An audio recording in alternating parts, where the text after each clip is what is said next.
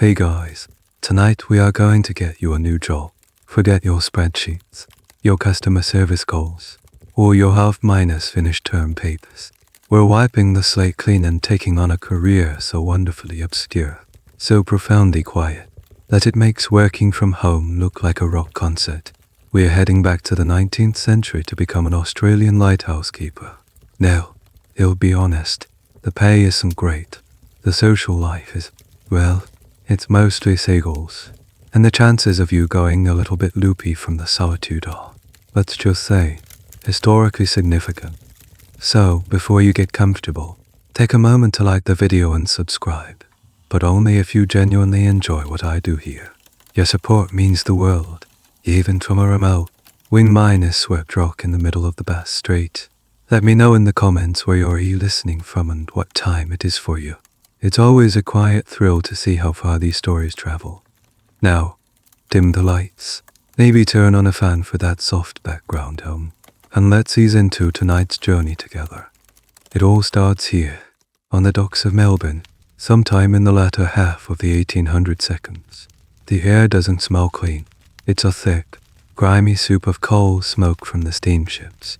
The damp, oily scent of raw wool packed in bales on the wharf, and the ever-present sting of salt and drying seaweed. The sound is a chaotic symphony, the clanging of bells, the hiss of steam, the cries of vendors, and the shouts of sailors in accents from Cork to Canton. This is the edge of the British Empire, a bustling, chaotic, and ambitious city built on gold and agriculture, and you are leaving it all behind. You stand with a small, battered-looking trunk at your feet that contains everything you own, or at least everything the Marine Board of Victoria has permitted you to bring. They were surprisingly strict about it. You had to submit a list. Woolen shirts, yes, sturdy boots, of course, a Bible and a small collection of Shakespeare, approved, but your request for an extra sack of sugar was politely declined. The official reason was limited space, but the unofficial rumor you heard from another wharf worker was that they worried isolated men with too much sugar and grain might get creative with fermentation. Apparently, they'd rather you face a storm sober than brew your own questionable rum. A burly man with a sun-burnt face and a tangled beard checks your papers, grunts, and gestures towards the Neptune's favor. It's not a grand passenger vessel, it's a government supply steamer, stubby, practical, and coated in a layer of grime and rust that suggests it's seen more than its fair share of rough seas. As you step aboard, the gentle sway of the deck is already a promise of what's to come. You find a small patch of railing to lean on, watching the frantic activity on the shore. Men are loading the last of the supplies, barrels of salted pork and beef, sacks of flour and potatoes, crates of lamp oil, and most importantly the mailbags. Those canvas sacks are a lifeline, more precious than gold to the men stationed out on the lonely spits of rock that guard the coast. Lighthouses weren't just romantic towers. They were a critical piece of 19th-century infrastructure. This colony's entire economy floated on the ships that navigated its notoriously treacherous coastline. Every bale of wool, every ounce of gold, every new immigrant arrived by sea, and every submerged rock and hidden reef was a potential disaster. Your job isn't just a job, it's a public service, a solemn duty to keep those shipping lanes lit. The colonial government posters made it sound heroic. You, a guardian of the coast, a beacon of hope. The reality, you suspect, involves a lot more polishing breath and fighting off boredom. You feel a deep rumble as the steam engine engages. The ship gives a lurch, and slowly, the gap between the hull and the wharf widens. The shouts from the dock grow fainter, the chaotic mass of the city beginning to coalesce into a single, smoky skyline. No one is waving you goodbye. Why would they? You're just another civil servant heading to a remote posting. Historians to this day still argue about the kind of men who took these jobs. Were they romantic souls, poets seeking the sublime solitude of the sea, like some kind of Thoreau in sea boots? Or were they simply men on the fringes of society? Ex-soldiers, sailors down on their luck, men for whom a steady government page, and a roof over their head, even a very tall and drowned one, was the best option available. looking at your own worn minus-out boots and the few coins in your pocket. You figure the truth, for you at least, lies firmly with the second option. As the ship clears the headland and enters the open waters of the Bass Strait, the true scale of your decision sets in. The land vanishes behind you. First the details, then the color, until it's just a low, grey smudge on the horizon. And then, nothing. There is only the vast, rhythmic heave of the ocean, a grey minus blue expanse meeting a grey minus white sky. The next time you set foot on solid ground, it will be on a tiny island whose entire existence is dedicated to a single building. Your new home. Hey tall, stone tower you've only ever seen in a star. Technical drawing. For the first time, a cold knot of apprehension tightens in your stomach. It's one thing to sign a contract in a dusty government office. It's another thing entirely to be out here, with nothing but water in every direction, heading towards a life of profound, unrelenting solitude. The journey has just begun. The journey takes a day and a night. The Neptune's favor chugs along with a monotonous, hard minus-like rhythm. Sleep is difficult, squeezed onto a hard bunk in a tiny cabin that smells of diesel and old fish. You spend most of the time on deck, watching the albatrosses glide effortlessly in the ship's wake. They seem to understand this empty world better than you ever could. The crew are civil but distant. They've made this trip 100 times. To them, you're just human cargo. Another greenhorn being delivered to a life they'd never choose for themselves. Then, on the second morning, a sailor points to the horizon. There she is. You squint, and at first, you see nothing but the seam where the grey sea meets the grey sky. But then, a flicker, a tiny, impossibly thin needle pokes out of the water. As the ship draws closer, the needle resolves into a tower of pale grey granite. It doesn't look majestic or romantic. It looks still, functional, a stone finger warning ships away from the unseen dangers lurking beneath the waves. The island itself is a lump of dark rock, fringed with white surf, with barely a patch of green to soften its rugged profile. It looks less like a place to live and more like a place to be stranded. Getting from the ship to the shore is your first test. There's no proper harbor, just a small, precarious minus-looking jetty on the leeward side of the island. Your trunk, along with the fresh supplies, is lowered into a rowboat. You have to clamber down a rope ladder, your knuckles white, as the ocean swells and falls beneath you. A wave slaps against the hull, sending a cold spray over you, a christening into your new life. Standing on the jetty to greet you is a man who seems to have been carved from the same granite as the lighthouse. Peachy asshole, but not frail. His face is a roadmap of wrinkles, his eyes narrowed to permanent slits from a lifetime of staring into the sun and sea. He introduces himself with a grunt. Arthur. His handshake is like gripping a bundle of dry rope. He doesn't smile. He just turns and starts walking up the steep path, expecting you to follow. The handover ceremony is less of a ceremony and more of a rushed inventory check.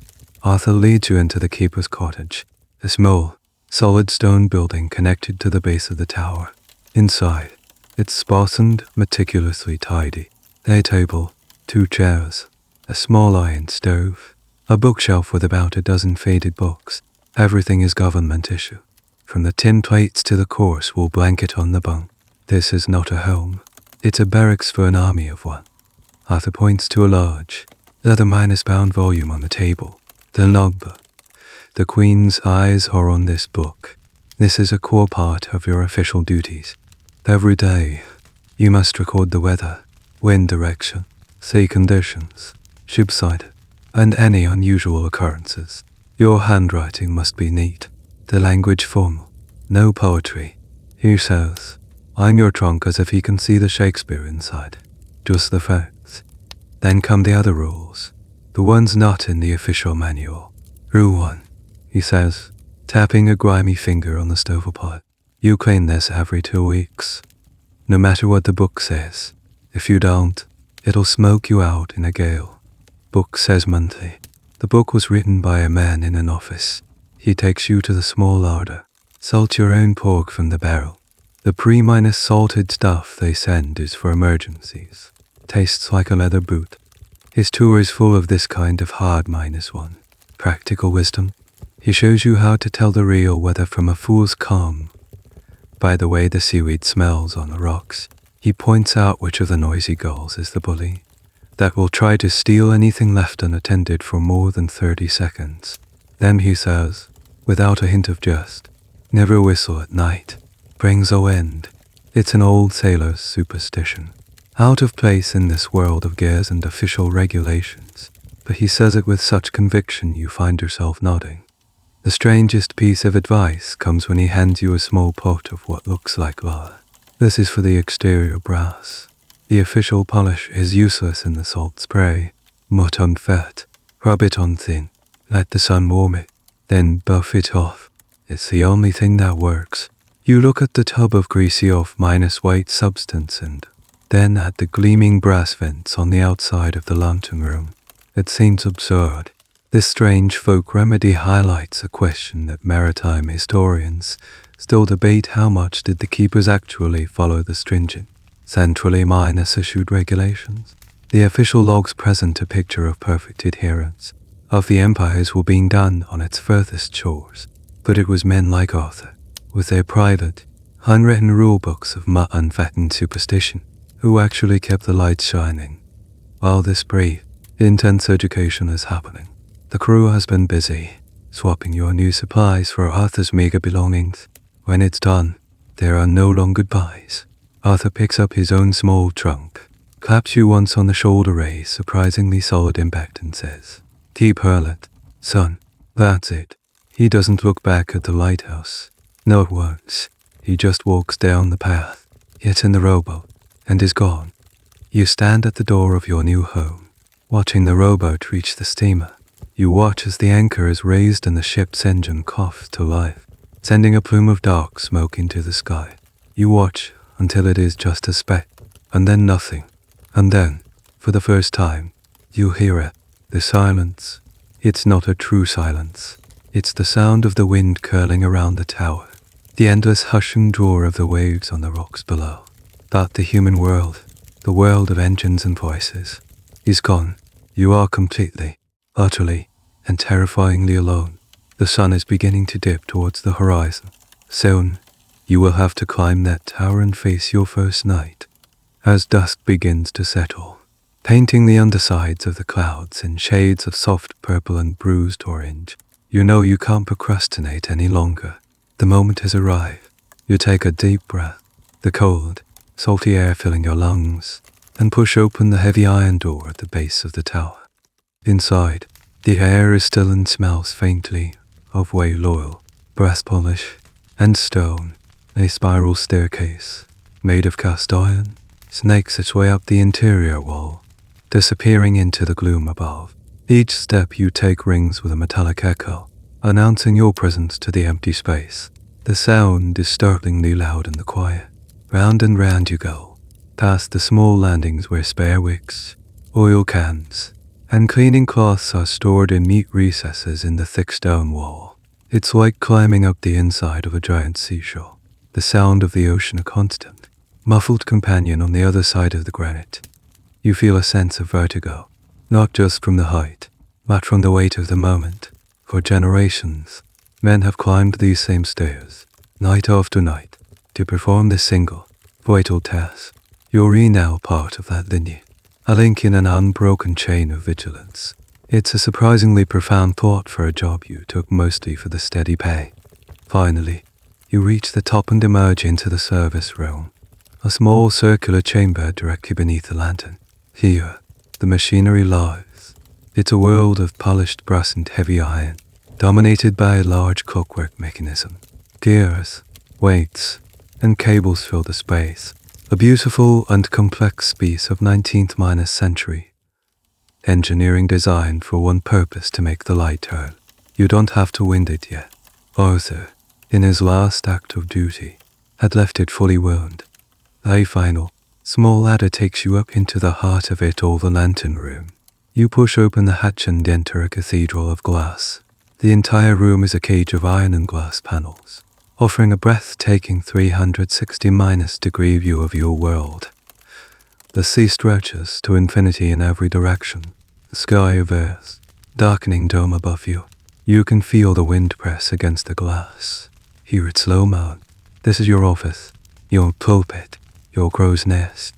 You are the sole inhabitant of this glass bubble, perched atop a stone column in the middle of the ocean.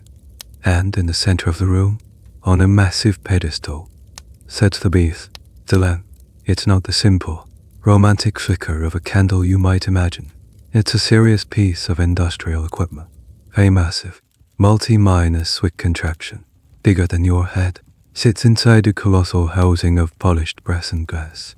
This is a first minus order dioptric light, a state minus of minus the minus or marvel of its time. You have to fill its reservoir with whale oil. The smell is pungent and fishy from a heavy canister you hold up the stairs. Your hands shake slightly as you pour, terrified of spilling a single drop.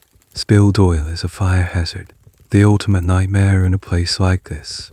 A persistent question among lighthouse historians is just how frequent minor fires or sputtering incidents were. The official logs are suspiciously clean, reporting only major, undeniable events. Yet anecdotal evidence from keepers' letters suggests near minus misses were a constant, unspoken part of the job.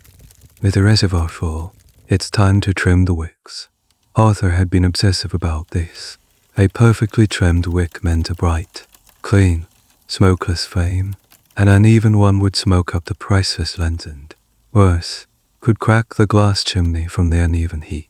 You use a special pair of scissors, your fingers clumsy, trying to get a perfectly flat top.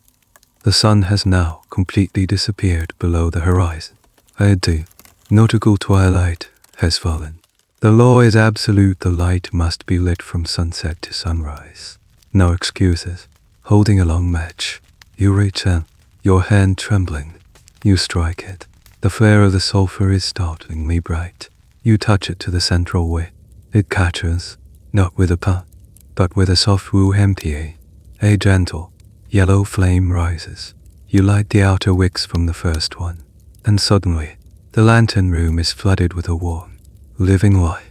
It feels ancient, elemental. This is the fire at the heart of the monster. You carefully lower the glass chimney over the flame. Now comes the moment you've been dreading and anticipating. You go back down to the service room and release the brake on the clockwork mechanism. With a low groan and a series of satisfying clicks, the gears engage. A heavy weight begins its slow descent down the central column of the lighthouse, pulling on the cables. Upstairs, the entire lamp assembly, which must weigh over a ton, begins to turn. You race back up the final ladder. The massive machine is now in motion, rotating with a slow, silent, hypnotic grace. The lamp itself doesn't turn, but the giant lens assembly surrounding it does. As the panels of glass and brass pass in front of you, they catch the light from the stationary flame, bending it, focusing it, and flinging it out into the darkness in massive, sweeping beams. One moment the room is bathed in the gentle glow of the lamp. The next you are plunged into shadow as a solid brass panel eclipses the light, only for the brilliance to return as the next lens comes around. You step to the outer glass of the lantern room and look out. You see the result of your work. A great, silent blade of pure white light scythes through the darkness, sweeping across the surface of the roiling sea. It illuminates the waves in stark relief, making the whitecaps flash for a moment before plunging them back into blackness. It slices across the night, a silent, powerful pulse. Turn, flesh, darkness. Turn, flesh, darkness. You did it. You brought the beast to life. For the first time, you feel a surge not of fear, but of pride. Out there, in the vast, unforgiving darkness, sailors on some distant ship will see this light. They will check their charts, correct their course, and be safe. Because of you. It's a lonely job, yes, but standing here, inside this halo of light, watching your beam command the horizon, you realize it's also a powerful one. You are no longer just on an island. You are the island's purpose.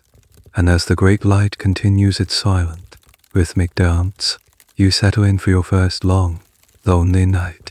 The first night is long, but the rhythm of the light is your companion. You don't get to sleep through your shift. Part of the job is vigilance.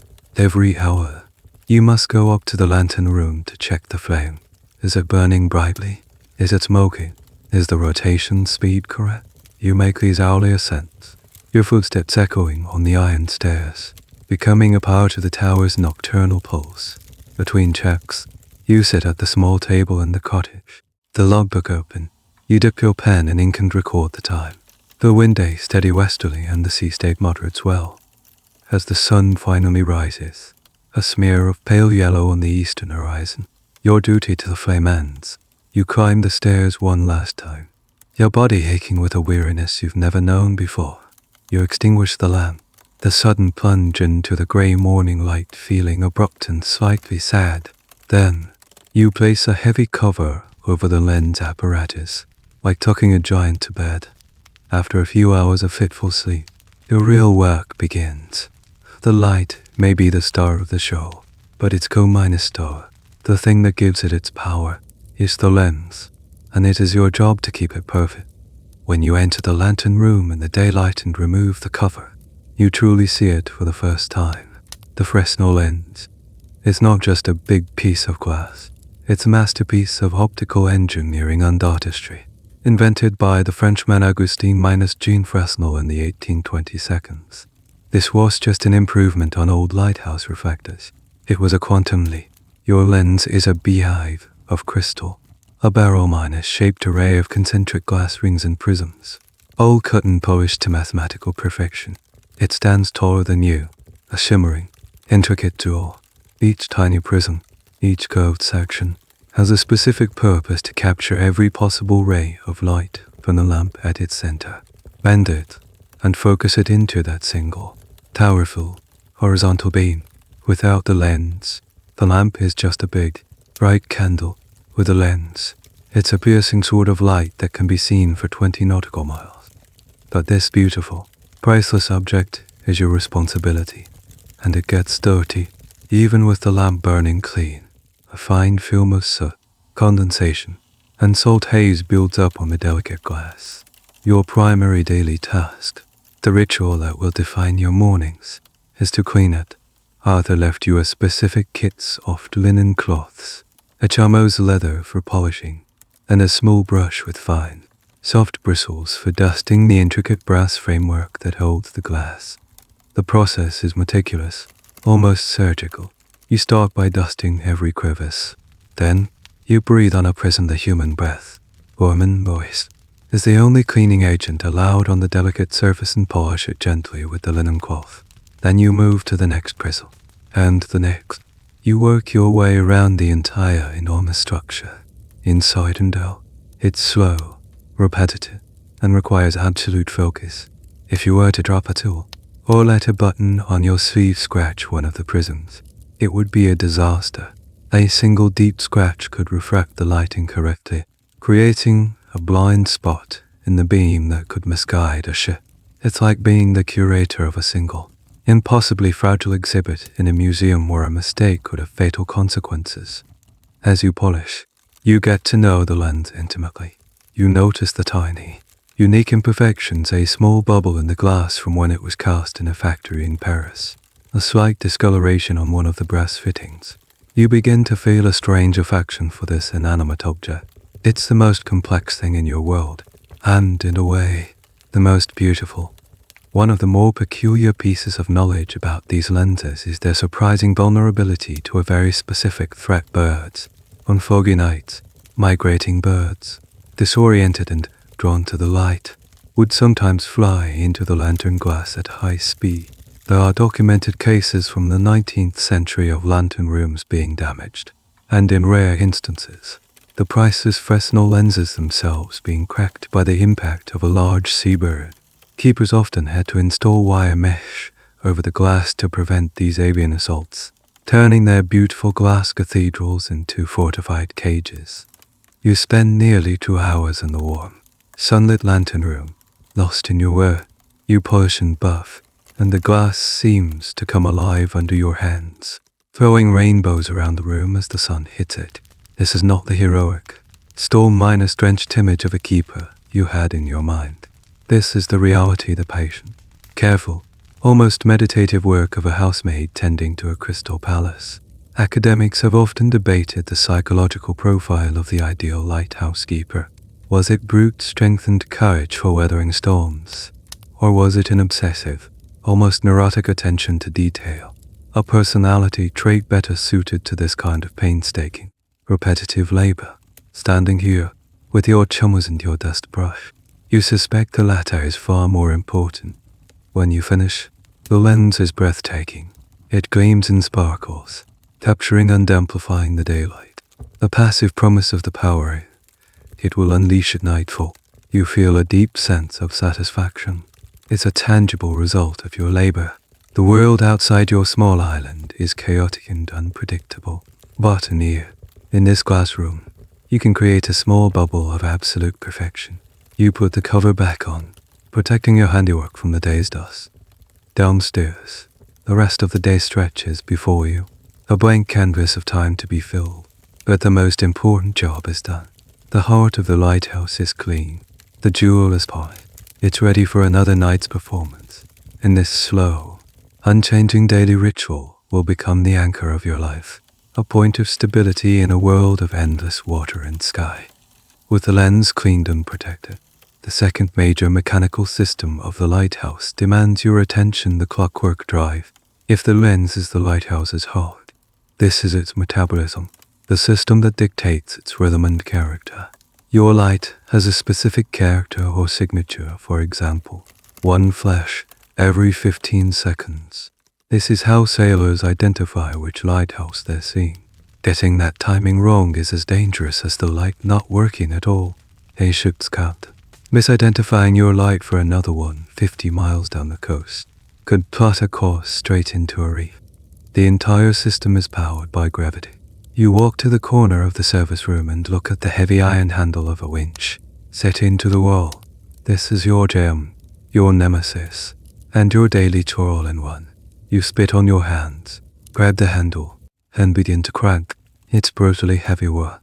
Slowly, painstakingly, you are winding a massive weight up from the base of the tower to the top. The cable creaks. The gears grind in protest. Your shoulders and back scream. It takes nearly half an hour of continuous, strenuous effort to get the weight all the way to the top. When you finish, you are drenched in sweat, your arms trembling. This single wind will power the light's rotation for about 4 hours. It means that throughout the night, in addition to checking the flame, you will have to come down here and do this all over again. Once the weight is set, the maintenance begins. This magnificent clockwork is a tapestry of gears, governors, and shafts, all of which need to be kept clean and lubricated. The official supply list includes a can of fine machine oil. You take an oil can with a long, then spout and carefully apply single drops of oil to the pivots and bearings. Too much oil will attract dust and gum up the works. Too little and the friction will increase, slowing the rotation and potentially damaging the expensive brass gears. It's another delicate balancing act. You check the governor, a clever device with 2 heavy brass balls that spin. As they spin faster, centrifugal force makes them fly outwards, which in turn engages a brake to slow the rotation down. If they spin too slowly, they fall inwards, releasing the brake and speeding things up. This self-regulating system keeps the rotation speed constant. You wipe it down, making sure it's free of any grime. You are becoming not just a keeper, but a mechanic, a clockmaker. A truly bizarre and fascinating side note of 19th-century lighthouse technology was the brief and ultimately failed experimentation with mercury floats.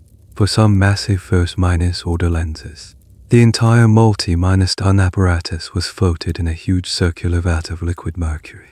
This dramatically reduced the friction, allowing the massive lens to be turned by a much smaller clockwork mechanism.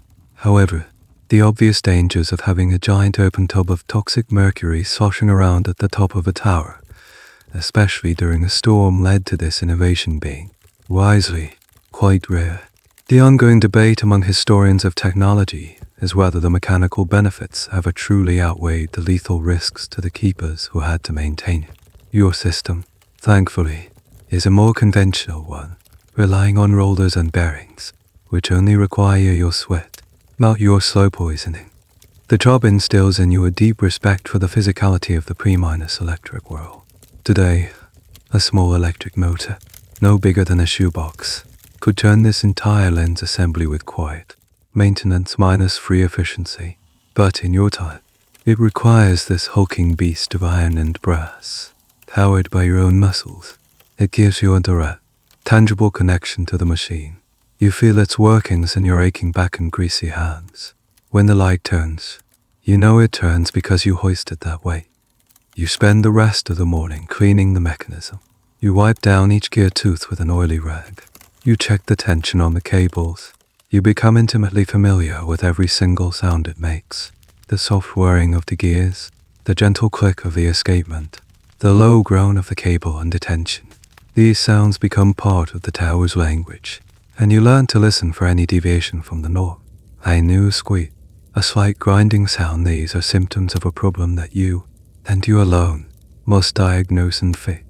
There is no calling a repairman. The toolbox in the corner, with its heavy wrenches, files, and hammers, is not for show. You are the repairman. The manual provided by the Marine Board has detailed, though often confusing, diagrams for how to disassemble, repair, and reassemble every part of the mechanism. You pray you never have to use them. By midday, the maintenance is complete. The weight is set. The gears are oiled. The great machine is quiet, coiled and ready for the night's work. You have cleaned its eye and lubricated its joints. You have fettered the oil it will burn.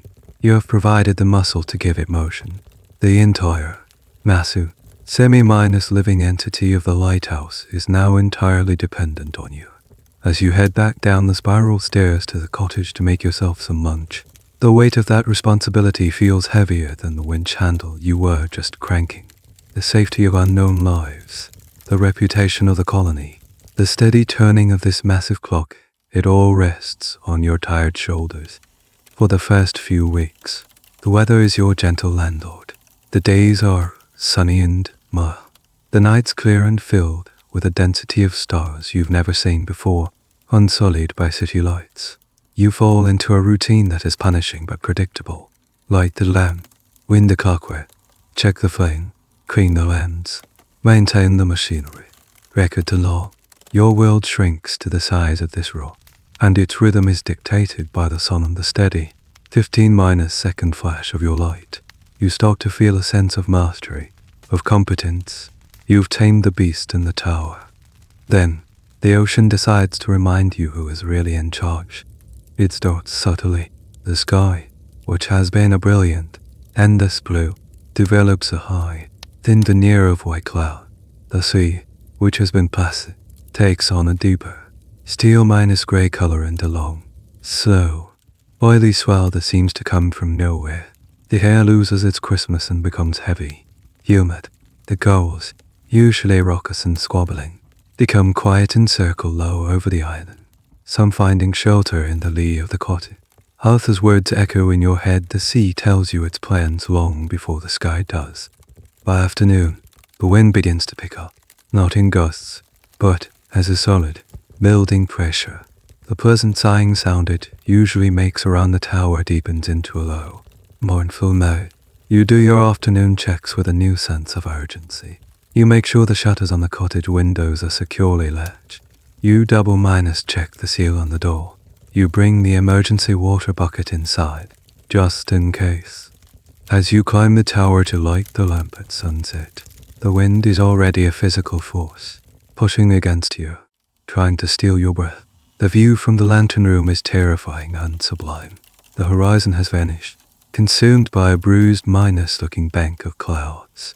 The sea below is no longer a pattern of waves but a chaotic, churning mass of white water. Streaks of foam are ripped from the tops of the waves and tomatized into the air, creating a salty haze that blurs the whole world. You light the lamp, the flame struggling for a moment in the drafts before catching. You release the clockwork mechanism, and the great beam of light begins its sweep. But now it's cutting through a world of chaos. It illuminates monstrous, building waves that look like liquid mountains moving in the dark. By midnight, the storm hits its full fury. This is no longer a gale. It is a living thing. The lighthouse, which you had thought of as an immovable pillar of granite, is now an active participant in the violence. The entire structure groans under the assault of the wind. You can feel a faint but definite vibration through the soles of your boots. The wind doesn't just blow around the tower. It's serene. It finds every tiny crack and crevice, creating a symphony of high minus pitched whistles, deep crumbles, and sudden, shocking bangs, like a giant fist pounding on the stone. It's as if the storm is a predator, circling your refuge, testing it for any weakness. This experience of the tower moving was a real phenomenon. While modern skyscrapers are designed to sway, these old stone towers were built to be rigid, but under the extreme pressures of a hurricane minus this wind, even they would shudder. Whether they genuinely swayed is a matter of academic debate. The keeper's diaries are filled with terrifying accounts of feeling the tower tremble, of books falling from shelves and crockery rattling in the cupboards below. Every hour, you force yourself to make the climb to the lantern room. The iron staircase feels treacherous, thick with a fine mist of seawater that seems to have been driven right through the stone walls. In the lantern room, the noise is apocalyptic. It sounds like the sky is being ripped apart. Waves, now immense, are not just breaking on the rocks below, but are crashing against the base of the tower itself. You can't see them, but you can feel the impact of the shuddering boom that resonates up the entire structure, followed by the roar of thousands of tons of water receding. You find yourself gripping the brass railing for support. Your knuckles white. You check the lamp. The flame is fluttering wildly, despite the protection of its chimney. The clockwork is turning, but you watch it with paranoid intensity, terrified that some violent shudder will cause the gears to jump. And as the beam sweeps out into the maelstrom, it reveals a scene of absolute pandemonium. It's a Turner painting come to life, a terrifying canvas of white, black, and grey, and you are trapped in its very center. There's a curious, cold bit of comfort in the absurdity of your situation. You are in a glass cage at the top of a stone needle in the middle of a hurricane, with the sole job of keeping a small flame alight and turning. It's a task so simple and so vital that it focuses the mind. There's no room for abstract fear. Only for the immediate necessities. Is the flame okay? Is the lens rotating? You're not thinking about survival in the grand sense. You're thinking about your duty. It's a kind of battlefield calm. You don't sleep. You can't. You spend the whole night in a state of heightened alert, either in the lantern room or huddled in the service room below it, listening, waiting. You are dancing a waltz with the storm, a tiny, fragile human partner to a monstrous, elemental force. The lighthouse is your only shield, your only armor, and you pray that the men who built it, a generation ago, did their job well. As the beam of light continues its stark, implacable sweep through the fury flash, darkness, flash. Darkness is no longer just a warning to ships. It's a declaration, a statement of defiance, written in light, against the sheer, overwhelming power of the natural world.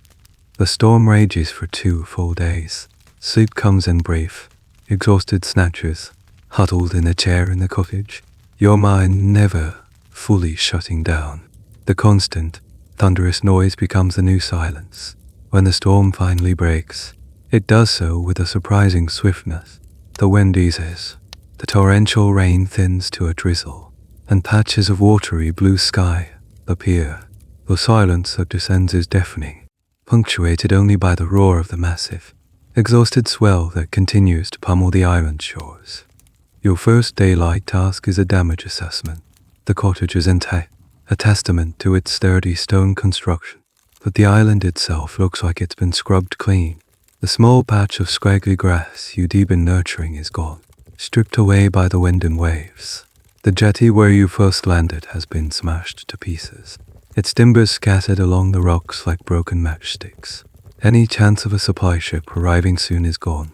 You are well and truly on your own. But the storm has left behind a new and more insidious challenge, fog. The morning after the storm, you wake not to the sight of the sea, that turmoil of white.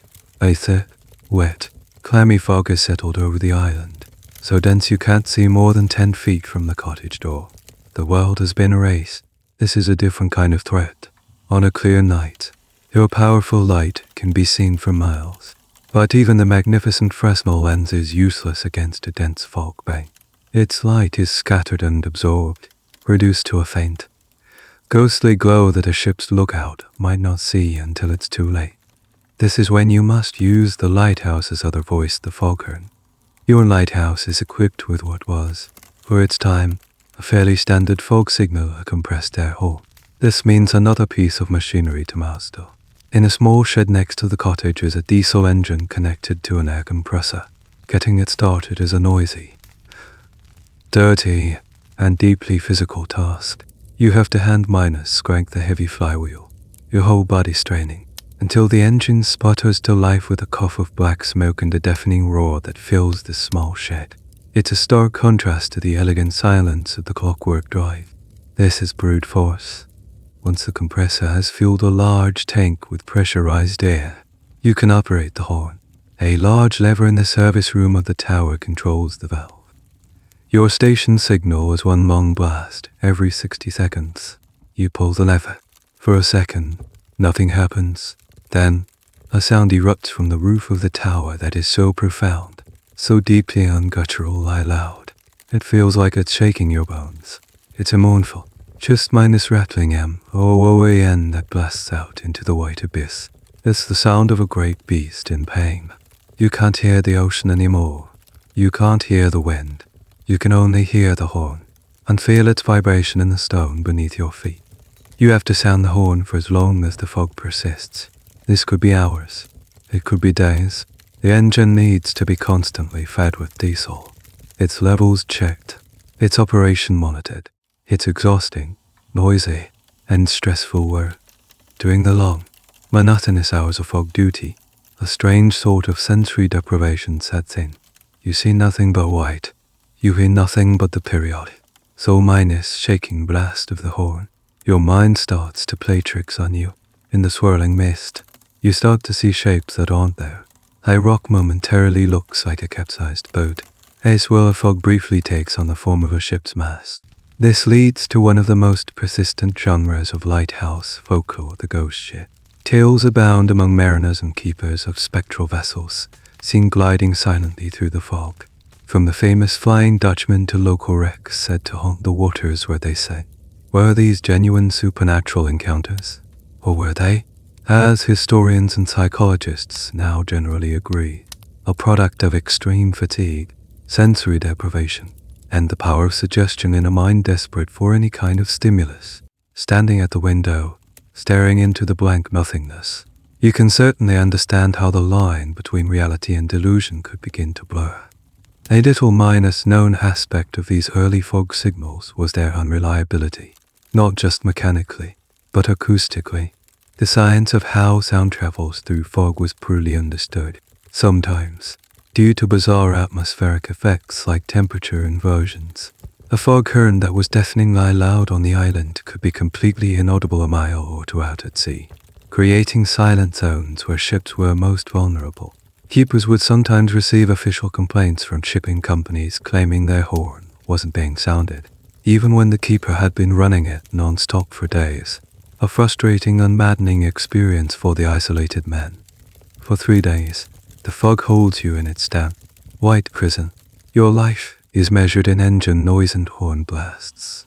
You doze in a chair, waking every minute to pull the lever. Your ears ring constantly. Your throat is rough from the diesel fumes. You long for the simple, clean violence of the store. Then, on the 4th morning, you wake to a new sensation, warmth on your face. You open the cottage door and see the sun. A gentle breeze is tearing the last remnants of the fog into tattered shreds, revealing a sparkling blue sea. The world is reborn, crisp and clear. You shut down the roaring engine, and the silence that returns is the most beautiful sound you have ever heard. You have survived the storm and the fog. You have passed the 2 great tests of this profession. Standing in the sunlight, your ears still ringing faintly, you feel a deep, bone-minus weary sense of accomplishment. You have kept the light, and you have sounded the warning. Your small kingdom of rock is, for now, at peace. Weeks turn into months. The smashed jetty serves as a constant, nagging reminder of your isolation. You had mentally marked on your calendar when the Neptune's favor was due for its quarterly visit, a day you looked forward to with an almost childlike anticipation. That day comes and goes with nothing but an empty horizon. You are running low on things you once took for granted: coffee, sugar, tobacco. Your reading material has been exhausted. You can now recite entire scenes from The Tempest by heart, the lines taking on a new, poignant meaning in your island setting. Your world has shrunk, but your senses have sharpened. You can tell the time of day by the angle of the sun on the cottage wall. You can predict the weather from the flight patterns of the gulls. The highlight of your day is often just watching the sunset, a spectacular, silent drama that is never the same twice. Then, one bright, clear morning, you see a smudge of smoke on the horizon, not a smudge like a passing steamer on the shipping lane, but one that is growing larger, heading directly for you. Your heart leaps. It's the supply ship. They finally come. You practically run to the leeward side of the island, where the old jetty once was. The ship is a welcome sight, a reassuringly solid piece of the world you left behind. It's not the Neptune's favor, but a smaller, sturdier Minos-looking vessel, probably chartered specifically for this trip. Because there is no jetty, the process is even more complicated than your arrival. They have to anchor a safe distance offshore and run everything to the rocks via rowboat. A difficult and time-consuming process that depends entirely on the calmness of the sea. For you, this isn't just a delivery. It's a social event, the only one on your calendar. As the sailors row back and forth, you exchange shouts with them. They are your first human conversation in nearly 4 months. You ask them for news of Melbourne, of the world. They shout back fragments of information. There was a gold strike somewhere inland. The price of wool is up. A politician you vaguely remember has been embroiled in some scandal. It's like hearing news from another planet. They bring the supplies ashore: barrels of salted meat, sacks of flour, and, to your immense relief, a new stock of coffee and a small crate of tinned peaches, which feel like the height of luxury. They also bring repair materials, heavy timbers and iron fittings to rebuild the jetty. That will be your project for the next few weeks. But the most important cargo is a single, heavy canvas bag, sealed with wax. The mail. You wait until the ship has departed, its horn blasting a farewell that sounds cheerful compared to your foghorn's mournful cry. You wait until you are alone again in your quiet kingdom before you open the bag. Your hands tremble slightly. This bag is your only real connection to your former life, to the people and places that now feel like a dream. Inside, there are official letters from the Marine Board. Of course, densely worded instructions, new regulations to memorize, forms to fill out. You set those aside. Then there are newspapers. They are 3 months old. You smooth one out on the table. The headlines are about events you have no context for. Political squabbles that have long since been resolved, advertisements for shows that have finished their runs. Reading an old newspaper is a uniquely strange experience of time travel. You are learning about a present that is already deep in the past. One academic, writing about the lives of colonial administrators, called this phenomenon living in the past tense, a state of perpetual belatedness. For you, it's just plain weird. And then, the personal letters, one from your sister, her neat handwriting filling for pages with family news, gossip, and gentle worries about your well-minus being. It feels both intensely familiar and achingly distant. It's a message in a bottle from a world you no longer inhabit. As you read her words, you can almost hear her voice, and a wave of homesickness, sharp and sudden, washes over you. A particularly curious item that often arrived on these supply ships was something called a circular library. Many lighthouse services, particularly the British one, had a system where a box of books would be dropped at one lighthouse, picked up 3 months later and taken to the next one on the route, and so on. It was a slow, Victorian Minos-era version of Netflix. The result was that keepers were often exposed to a bizarre and eclectic mix of reading material. One delivery might bring dense theological texts and a sensational penny dreadful novel. The next a book on gardening and a collection of sentimental poetry. It was a lottery of literature. You sit at your small table for hours, poring over every word, rationing the experience. You read the newspapers from front to back, including the classifieds. You read your sister's letter 3 times, trying to wring every drop of connection from it.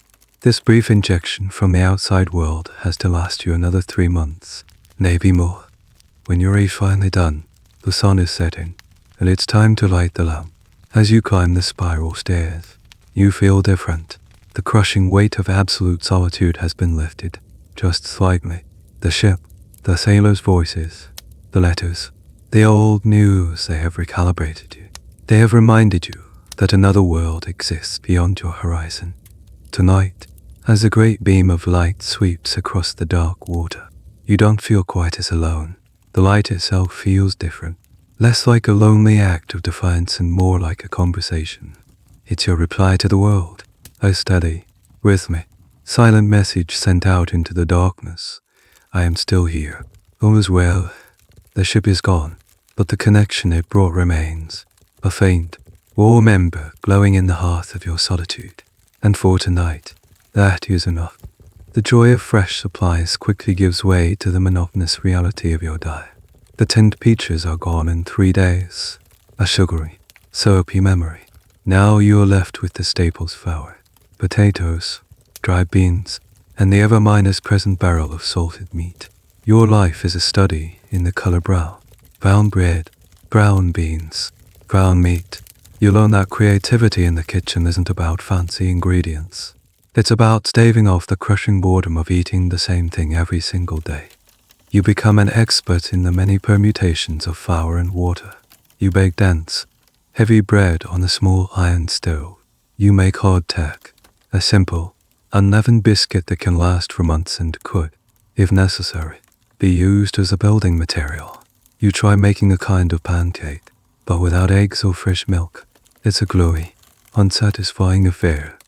The salted meat is a constant challenge. It arrives in a large wooden barrel, packed in coarse salt, and is so tough and briny it's barely edible as is. Each piece needs to be soaked in fresh water for at least a day. The water changed several times, just to draw out enough salt to make it palatable. Even then, it's stringy and has a lingering, chemical taste. You boil it, you stew it, you fry it with onions from your dwindling supply.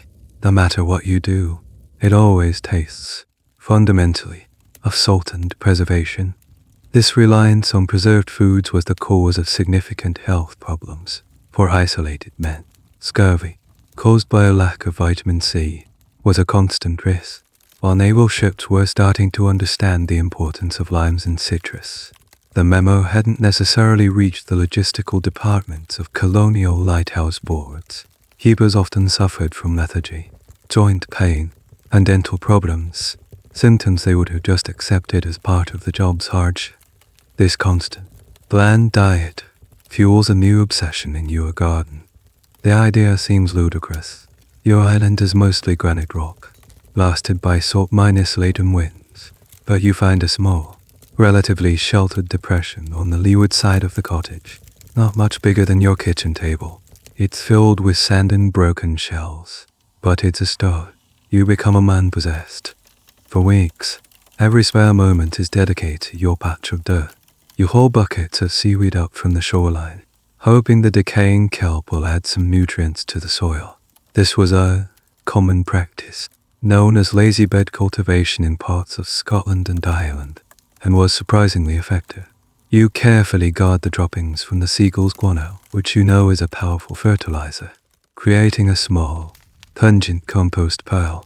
You build a low wall of stones around the patch to try and shield it from the worst of the wind. It's back minus breaking, tedious work. You are, in effect, trying to create life where none should exist. Your hands become calloused and raw, but the physical exertion is a welcome distraction from the psychological grind of solitude. It's a project. It has a goal. It is an act of hope. From the last supplied row, you have a small cloth bag of seed stuff, resilient vegetables like radishes, turnips, and a particularly hardy type of cabbage. You treat these seeds like precious jewels. You wait for the right conditions, a day with no wind after a rare fall of rain, and you plant them. Your big, clumsy fingers pushing the tiny seeds into the pathetic minus-looking soil you have created.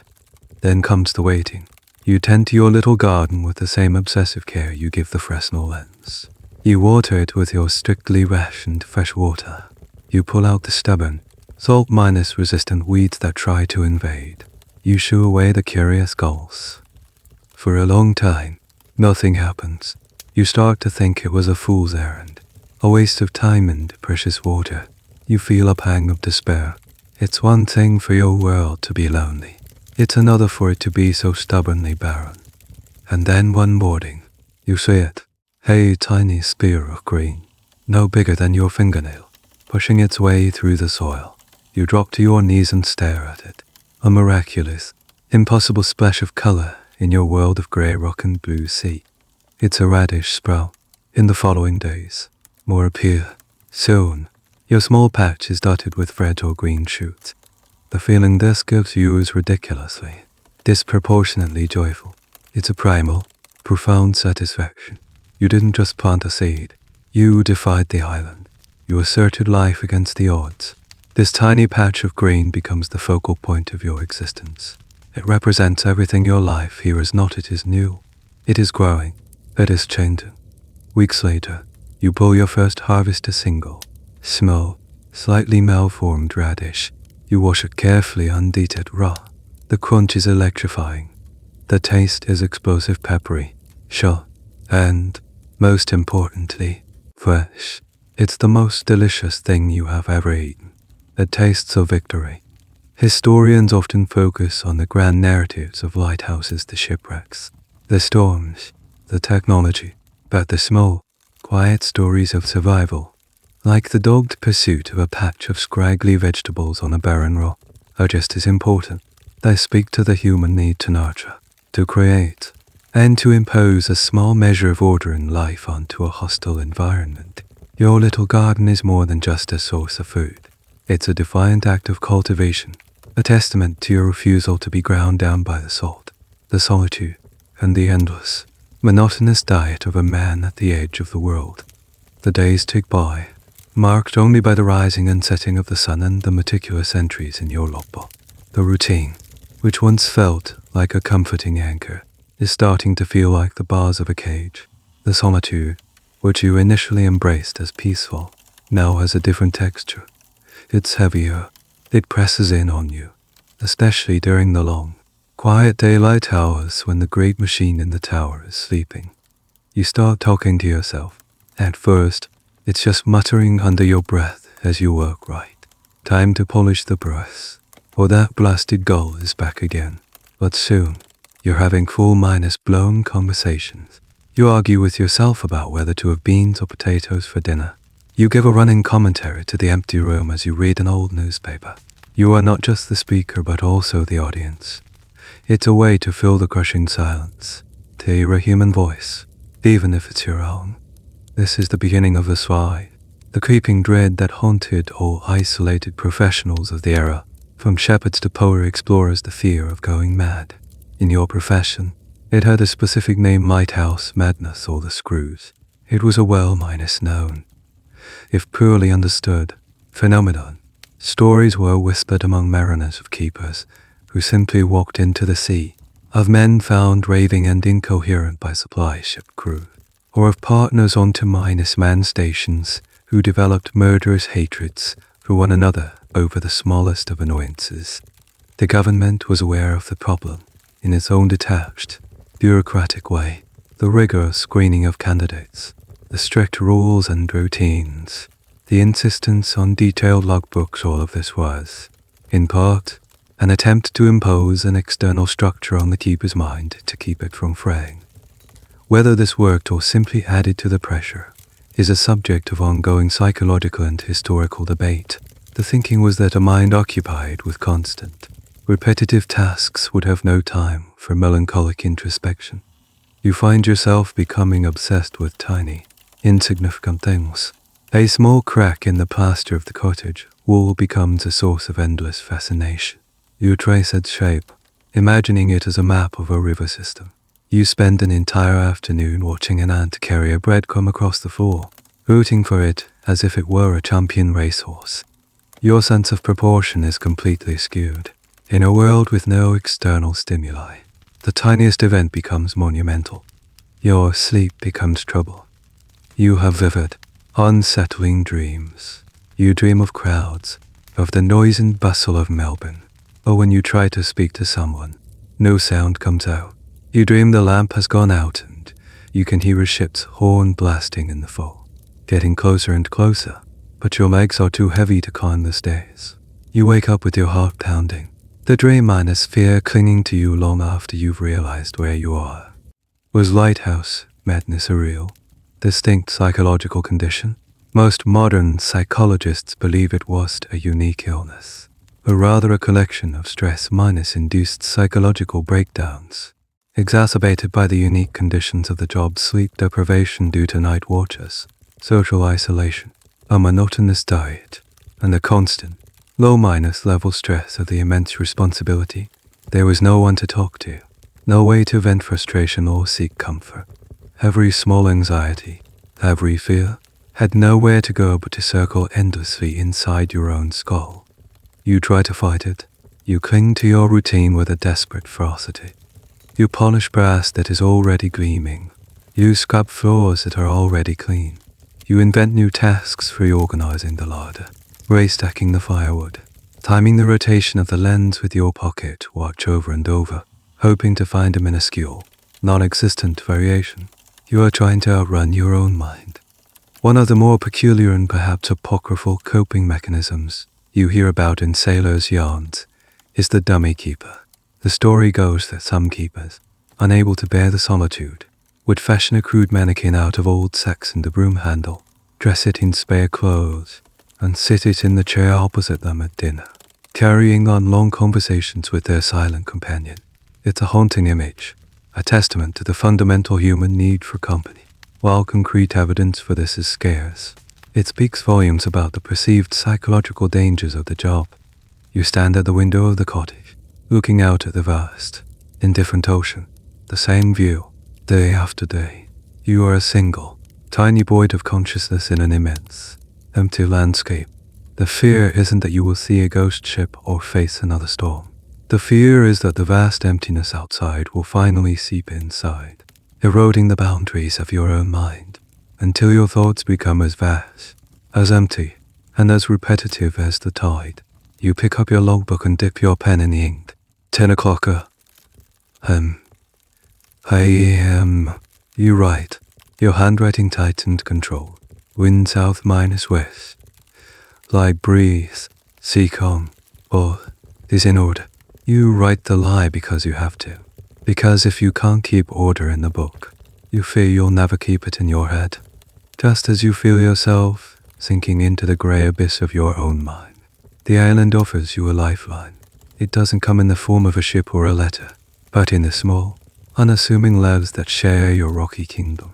You begin to notice them not as part of the landscape, but as individuals.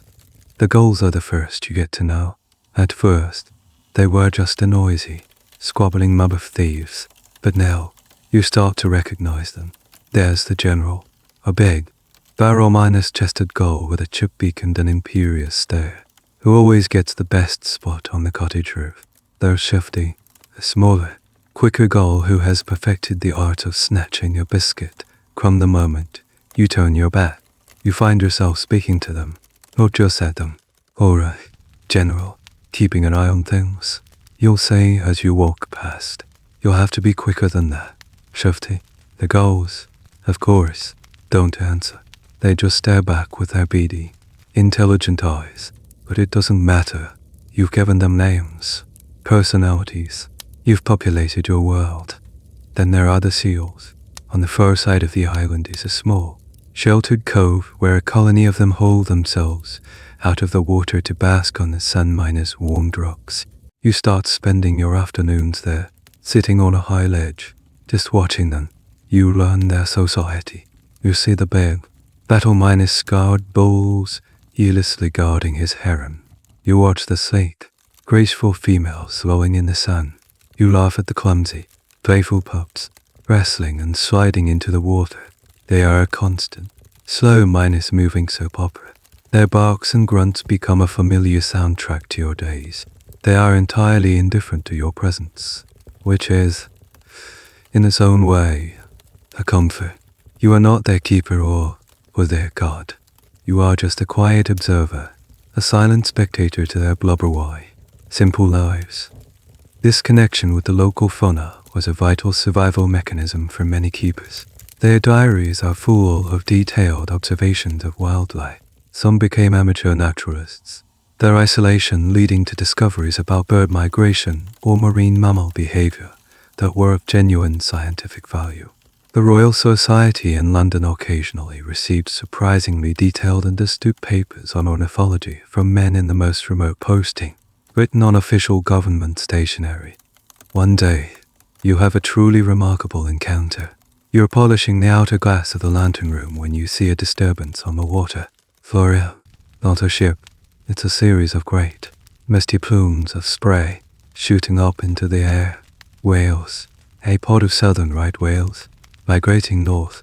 You watch, mesmerized, as they move with a slow, majestic grace. One of them, impossibly huge, breaches the surface, launching its entire massive body out of the water before crashing back down in an explosion of white foam. The sight is so inspiring, so primal, that it literally takes your breath away. It's a reminder of the sheer, raw power and beauty of the world you inhabit, a world that exists entirely outside of human concerns.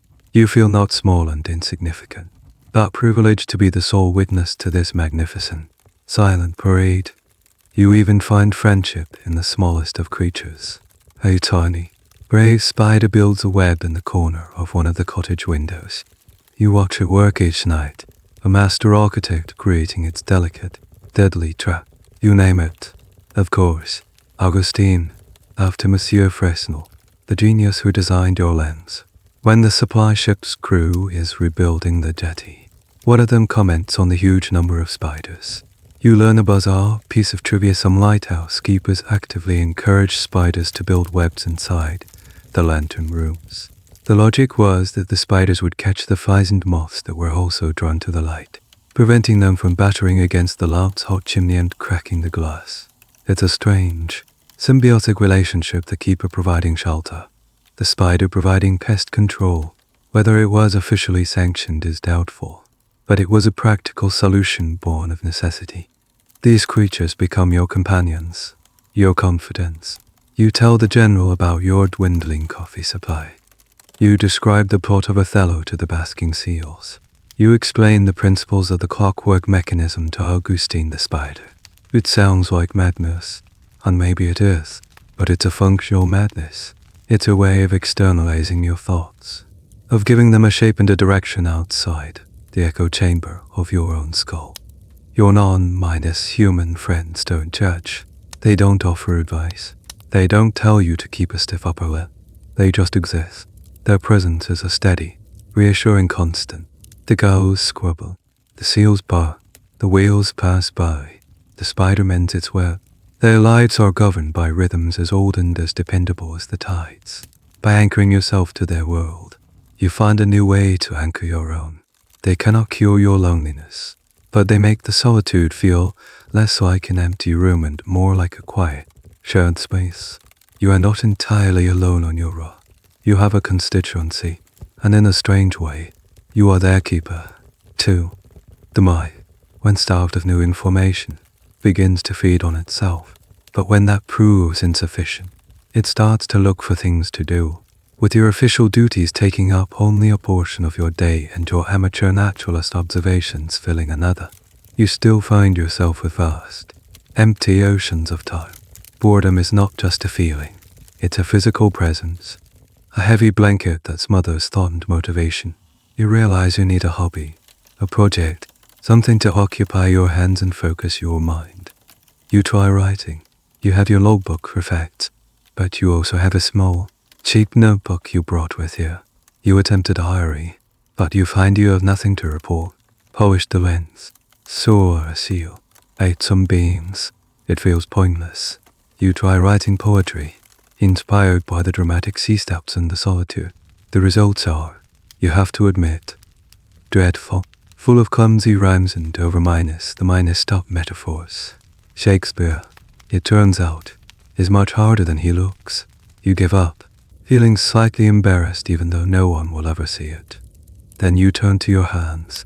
The Marine Board, in its limited wisdom, provides a basic toolkit for repairs. You find that the simple, repetitive action of sanding a piece of driftwood is immensely satisfying. You sand it until it's perfectly smooth, its grain revealed, its form transformed from a jagged piece of flotsam into a beautiful, sculptural object. You don't know what to do with it, so you just place it on your windowsill. It's the first object in the cottage that isn't government, minus issue or strictly functional. It's yours.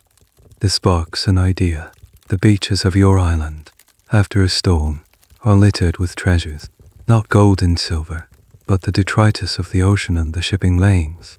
You find beautiful, spiral shells, the bones of seabirds polished white by the sand, and strange, gnarled pieces of wood. You start collecting them, becoming a connoisseur of oceanic debris. Your project becomes building a model of your lighthouse. It's a ridiculously ambitious undertaking. You have no proper tools, no blueprints, just the real thing standing outside your door. You use the softest pieces of driftwood for the main tower, carefully carving them into a tapering cylinder with your paint knife. You use the tiny, pearlescent shells of Puri Wilkins to represent the blocks of granite. You spend a week trying to figure out how to model the complex lantern room, finally settling on a clever construction made from the glass of a broken bottle. Its sharp edges painstakingly ground down on a flat rock until they are safe to handle. This kind of model minus making, or trench art as it would later be called in a different context, was a common pastime for isolated men with technical skills. From sailors on long voyages to soldiers in the trenches, they would use whatever materials were at hand, spent cartridges, scrap metal, wood to create intricate models and souvenirs. For a lighthouse keeper, it was a way of reasserting mastery over their environment, of shrinking their monumental reality down to a manageable, perfect eyeball scale. Your little cottage gradually transforms. What was once a bare, functional space begins to fill with your creations. You make a small, intricate picture frame out of tiny, colorful shells. You carve a gull out of a piece of pale driftwood. You learn to tie complex, decorative knots from a book you found in the circular library, creating beautiful, functionless objects from scraps of old rope. Each project is a small victory against the void. It's a way to mark the passage of time not with ticks in a logbook, but with tangible, finished object. One of the most peculiar and debated hobbies among lighthouse keepers was a form of message in a bottle.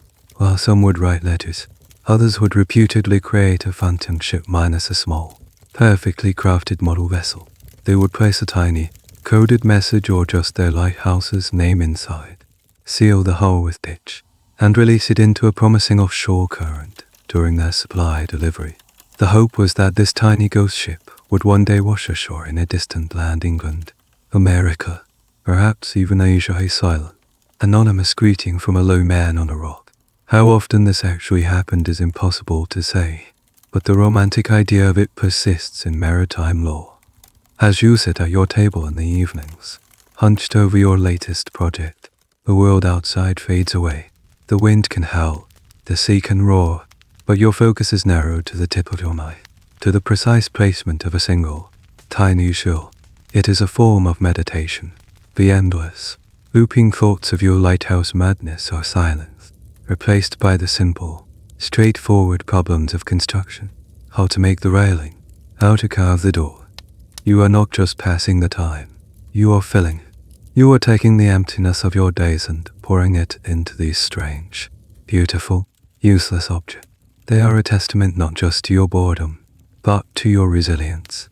They are proof that even in the most barren and isolated of environments, the human spirit has an inexhaustible need to create, to beautify, and to leave a mark. Your carvings and your models will likely never be seen by anyone else. They will probably be unceremoniously thrown out by your replacement. But that doesn't matter. They are not for anyone else. They are for you. They are the artifacts of your survival. There are two books that define your existence, and they could not be more different. One is the official logbook of the Lighthouse. The other is your own private journal. They are your two voices, the public and the private, the dutiful servant and the lonely man. The logbooks, it's on the main table, a large, imposing, leather-bound tome. Its pages are made of thick, high-quality paper, ruled with precise blue lines. It smells of authority. This book is not yours. It belongs to the Queen, to the Marine Board, to the abstract entity of the British Empire. Your entries in it are formal, dispassionate, and stripped of all personality. 6 o'clock. You write, dipping the official steel nib pen into the black ink. Sunrise, extinguished light, commenced cleaning of lens apparatus, windows, 5 knots, sea slight well, barometer, 29.8 inches, steady. Everything is quantifiable. Categories, able. The weather is not gloomy. It is overcast. Visibility 10 nautical miles. A ship passing on the horizon is not a beautiful, majestic sight. It is 11:30. I am sighted unknown steam vessel, approx. 3 masts, bearing yen. Proceeding eastwards. There is no room for emotion, for beauty, for fear. When the great storm hit, your entry was a model of understatement gale for swinds from N.W. Commenced at approx. 8 o'clock p. HRS, sea state high, tower vibrating under stress. All systems operational. You reread it and feel a flash of absurd pride in its cold professionalism. You work lean to a shaking tower in a hurricane, and you described it as if you were reporting on a minor mechanical fault. This official log was a critical document, not just for administration but for maritime law. In the event of a shipwreck, the Lighthouse logbook would be presented in court as evidence. Did the light fail? Was the foghorn sounded correctly? A single sloppy entry could have enormous legal and financial consequences. Historians today still comb through these logs, and while they are a treasure trove of meteorological and shipping data, they are also famously deceptive. The ongoing academic debate is how much editing of reality occurred. Did a keeper who overslept and lit the lamp 10 minutes after sunset record the actual time, or the official time? Did he mention that he had to fix the clockwork with a bit of wire and a prayer? Almost certainly not. The logbooks present a perfect, idealized version of the keeper's performance. They are, in their own way, a work of fiction. Then there is your other book. It's a small, cheap notebook with a soft cover, tucked away at the bottom of your sea chest. The ink is a different color. The handwriting is looser, more hurried. This is where the real life is recorded. This is where you complain. Another day, another feast of salted beef. I swear my teeth are going to fall out. I would commit a serious crime for a fresh apple. This is where you record your fears. Woke from a terrible nightmare. Dreamed I couldn't get the lamp lit and heard a ship's whistle right on the rock. The silence when I woke up was worse. This is where you document the small, log gable joys. The fat sea like all the bishop managed to catch a huge fish today. He was so proud of himself, juggling it on the rocks. I laughed out loud for the first time in what feels like weeks. This journal is your confessor, your therapist, your only friend. It's where you can be petty, profound, terrified, and bored.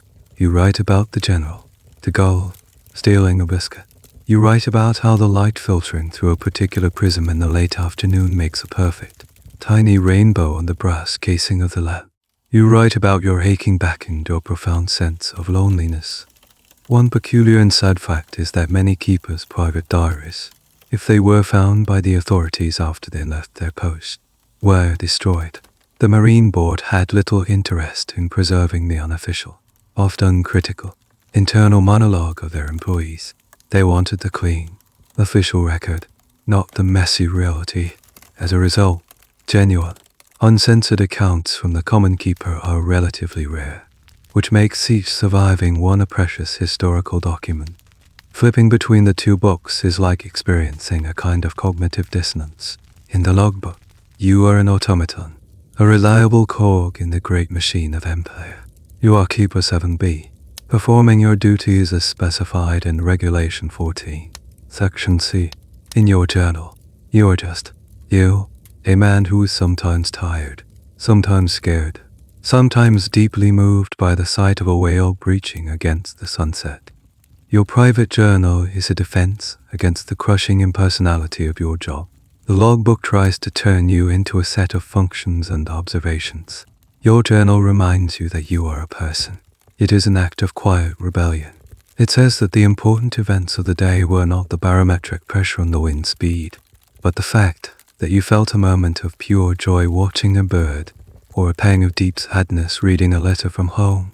One evening, after dutifully filling in the official log with the day's sterile facts, you open your private journal. You don't write anything. You simply draw a picture, a rough, amateurish sketch of your model lighthouse, sitting on the windowsill, with your little carved goal next to it. It's a clumsy drawing, but it captures something the logbook never could: a sense of a life being lived, of a small home being made in this wild and desolate place. It is the truest entry you have ever written. Your life is a metronome, swinging between the predictable beats of your duties. You have grown so accustomed to the solitude that the thought of another human being on your island feels like a distant, almost impossible concept. Then, one afternoon, the metronome breaks. It happens while you're tending to your little garden. You hear a sound that doesn't belong. It's not the wind, or the sea, or the gulls. It's a shout. A human voice. You freeze. Your trowel halfway to the soil. You scan the horizon, your heart suddenly hammering against your ribs. There, rounding the southern tip of the island, is a small boat. Not a steamer, but a fishing lugger. Its sails torn and flapping uselessly. It's dangerously close to the reef that extends just under the water. There are two figures in the boat, and one of them is waving frantically. Your training, buried under months of routine. 6. There's a small signaling station near the lighthouse, equipped with a set of naval flags and a powerful telescope. You sprint towards it. Through the telescope, the situation becomes terrifyingly clear. The boat's rudder is clearly damaged, and they are being pushed inexorably towards the rocks by the current. You don't even think. You run to the small, sheltered cove where you launch your own tiny rowboat for inspecting the base of the tower. It's a heavy, clumsy thing, not meant for rescue, but it's all you have. Launching it by yourself is a Herculean effort. You strain and grunt, pushing it down the rocky slipway into the churning water, the waves threatening to smash it back against the shore. You leap in, grabbing the oars, and start rowing with a desperate, burning intensity you didn't know you possessed. Every pull on the oars is agony. The sea is fighting you, the current trying to drag you away. But the sight of the helpless boat, now terrifyingly close to the submerged rocks, fuels your efforts. You are no longer just a keeper of light. You are a keeper of lives, in the most immediate sense possible. You finally reach them. They are two fishermen, their faces etched with panic and exhaustion. Their Gaelic accents are so thick you can barely understand them, but their gratitude is unmistakable.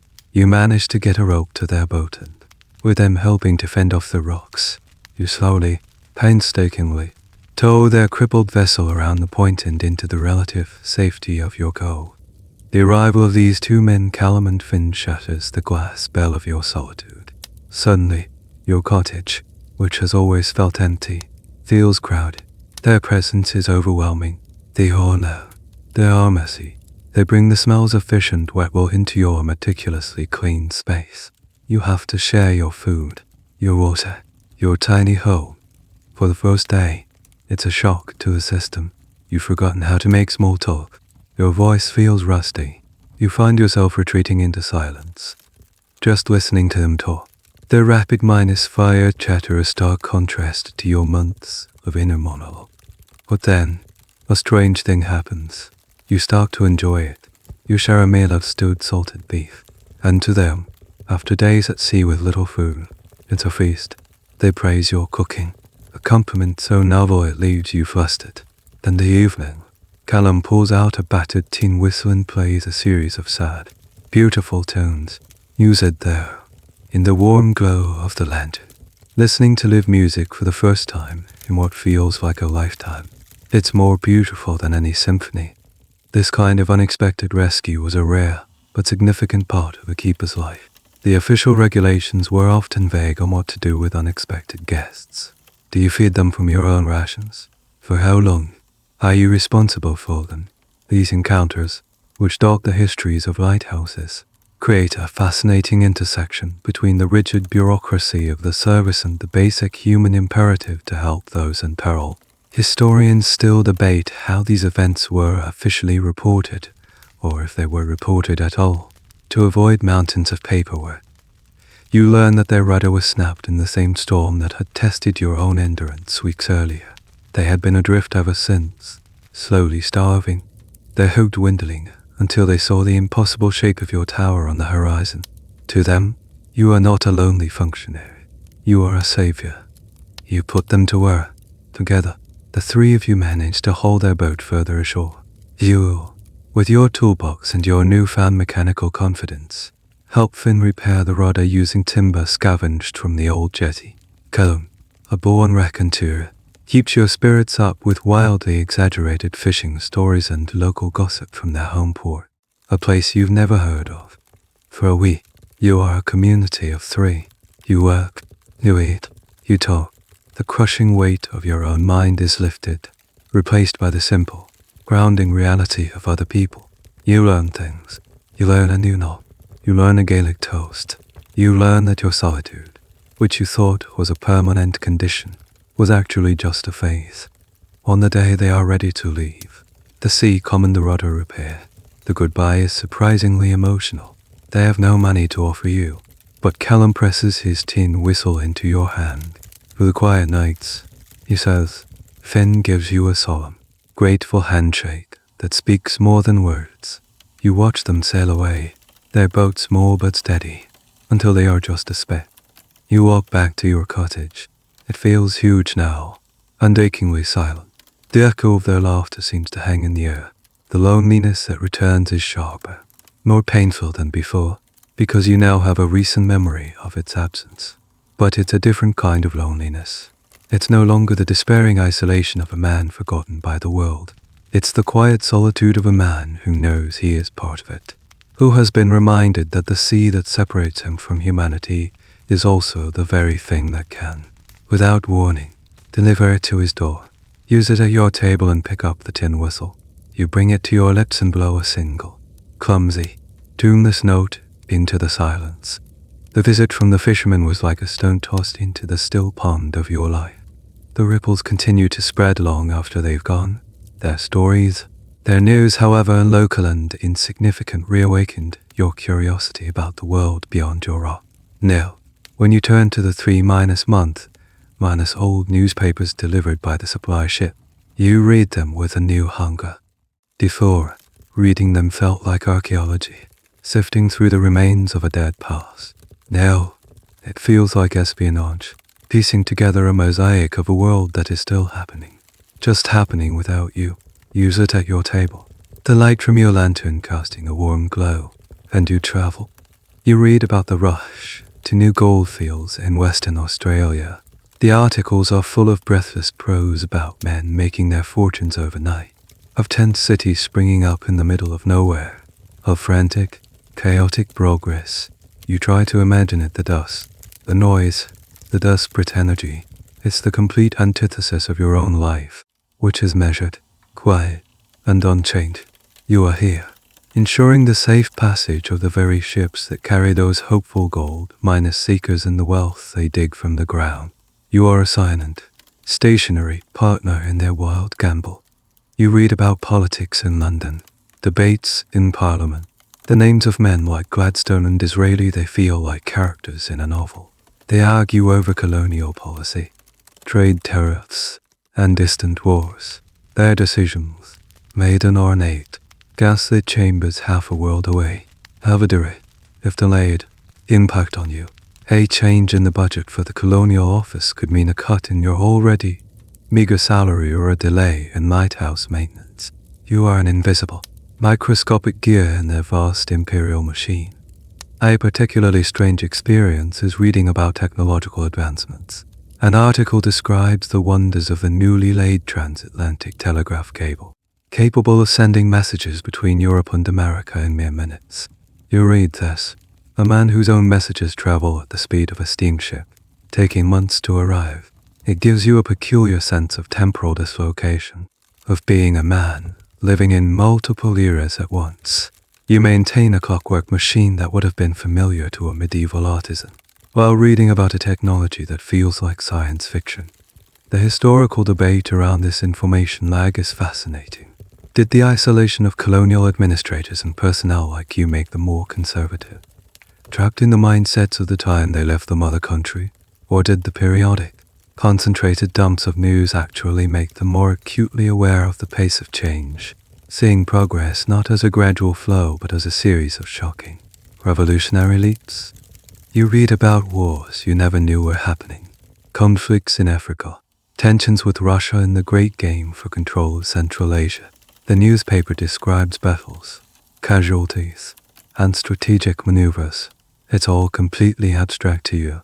You are more intimately familiar with the territorial disputes of the gulls on your roof than with the borders of these contested empires. And yet, the iron and coal used to build your lighthouse were part of the same industrial engine that forged the weapons for these conflicts. The newspapers also contain stories that hit closer to home. You read a report from a maritime inquest into a shipwreck 100 miles down the coast. It's a chilling read. The article includes the captain's testimony, the inquiry into the ship's seaworthiness, and a discussion of the weather conditions. You read it with a professional, critical eye. You imagine the keeper of that sector's lighthouse having to present his logbook, his every action from that night scrutinized by lawyers and officials. It's a stark reminder that your lonely work has a very public and unforgiving audience. One of the more overlooked sections of these old papers, from a historical perspective, are the advertisements. They offer a unique, unvarnished glimpse into the aspirations and anxieties of the era. Ads for miracle patent medicines that promise to cure everything from baldness to consumption. Ads for new types of coasts, for stronger plows, for passage to the colonies. There are even, occasionally, lonely hearts ads, disguised under euphemisms like a gentleman of steady habits seeks correspondence with a lady of good character. These small, personal pleas, buried among the grand headlines, feel intensely human and relatable. They are a reminder that everyone, even in the bustling heart of the world, is looking for connection.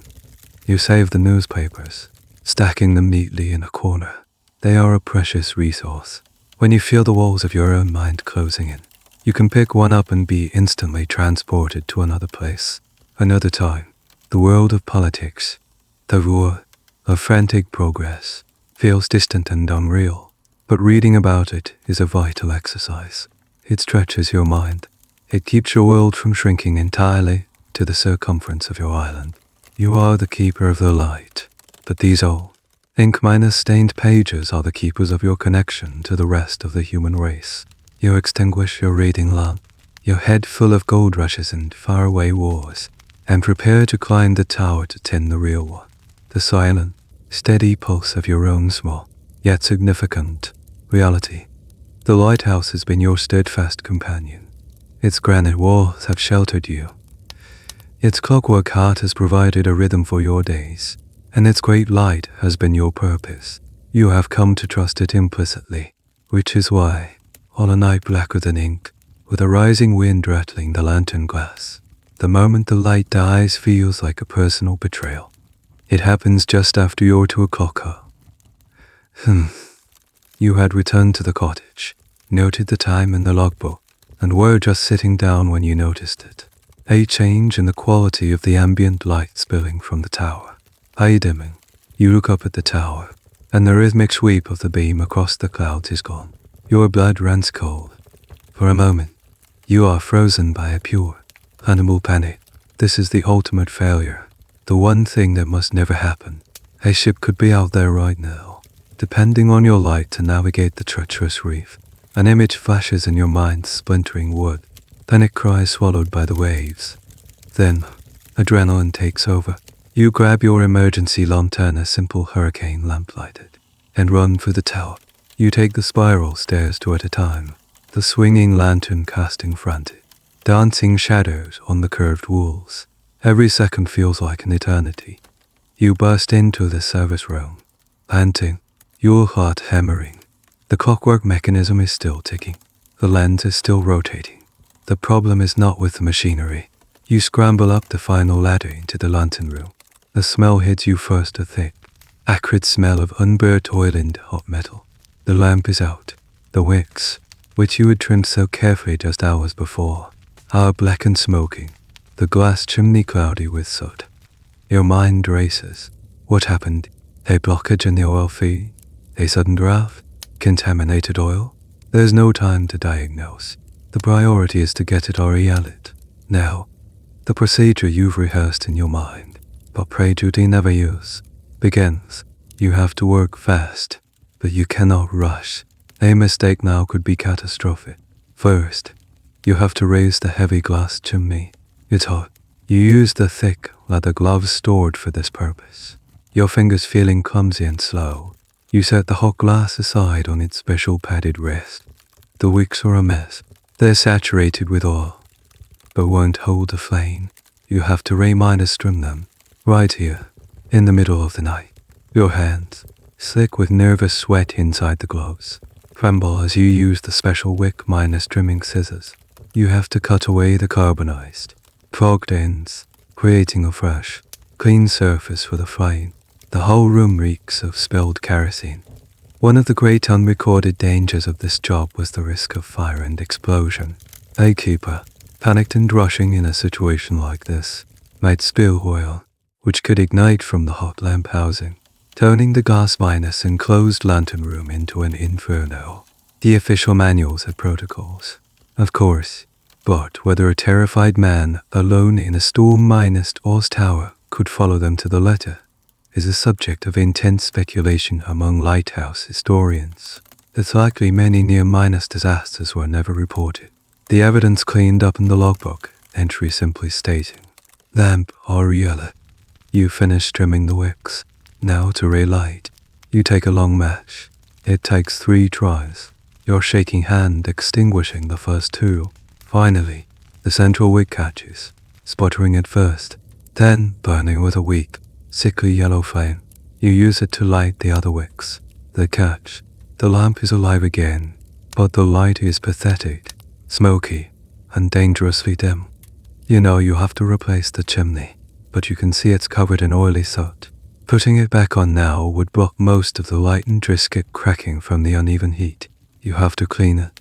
You grab a cleaning cloth and your chummers and start wiping frantically at the hot glass, your mind screaming at you to hurry.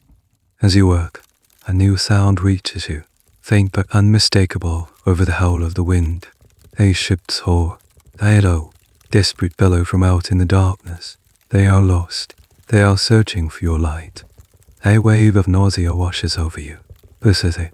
This is the nightmare. You abandon all caution. You give the chimney a final, desperate wipe, lower it back into place, and pray. The flame steadies, brightens. The light is still not perfect, still tinged with yellow, but it is light. Strong, brilliant light. You look out the lantern room glass, and you say at your beam, whole again, sweeping out into the night, cutting through the darkness. You watch it complete 1, 2, 3 rotations. You slump against the brass railing, your legs weak with relief. Your body is trembling, soaked in sweat that is now turning cold in the wind. You have no idea how long the light was out. 5 minutes? 10? It felt like a lifetime. You stay in the lantern room for the rest of the night, not daring to leave, watching the flame with an eagle's eye. Your nose raw. You never hear the ship's horn again. You can only hope, a desperate, fervent hope, that you are yell at the lamp in time. As the grey light of dawn finally arrives, you extinguish the lamp with a hand that still isn't steady. You will have to do a full diagnostic. Strip the lamp down, clean every part, find out what went wrong, but you will record none of the terror in the logbook. The entry for that night will be clinical, precise, and a complete fabrication. To 15 lamp temporarily extinguished due to feeder malfunction. REL to Orshasan. All systems nominal. 8 minutes. You'll give yourself 8 minutes of failure. It feels both like an eternity and a lie. You have maintained the illusion of an infallible service, but you will never forget the feeling of that darkness, the smell of failure, and the terrifying sound of that horn in the night. The lighthouse is not your servant. It is a temperamental beast, and tonight it reminded you just how quickly it can bite. The near-minus disaster with the lamp leaves you with a lingering, nervous energy. For weeks, you are hyper-minus vigilant. Your sleep lighter, your senses tuned to the slightest change in the tower's sounds. The strain begins to wear you down, and in your weakened state, something else finds a way in. It starts with a scratch in the back of your throat and a dull ache behind your eyes. You ignore it. It's probably just fatigue. You gargle with salt water and carry on. But the next day, the scratch is a fire. Your bones feel like they're made of lead, and a cold shiver runs through you that has nothing to do with the sea breeze. You have a fever. On the mainland, this would be an inconvenience, a matter of a few days in bed with some hot soup.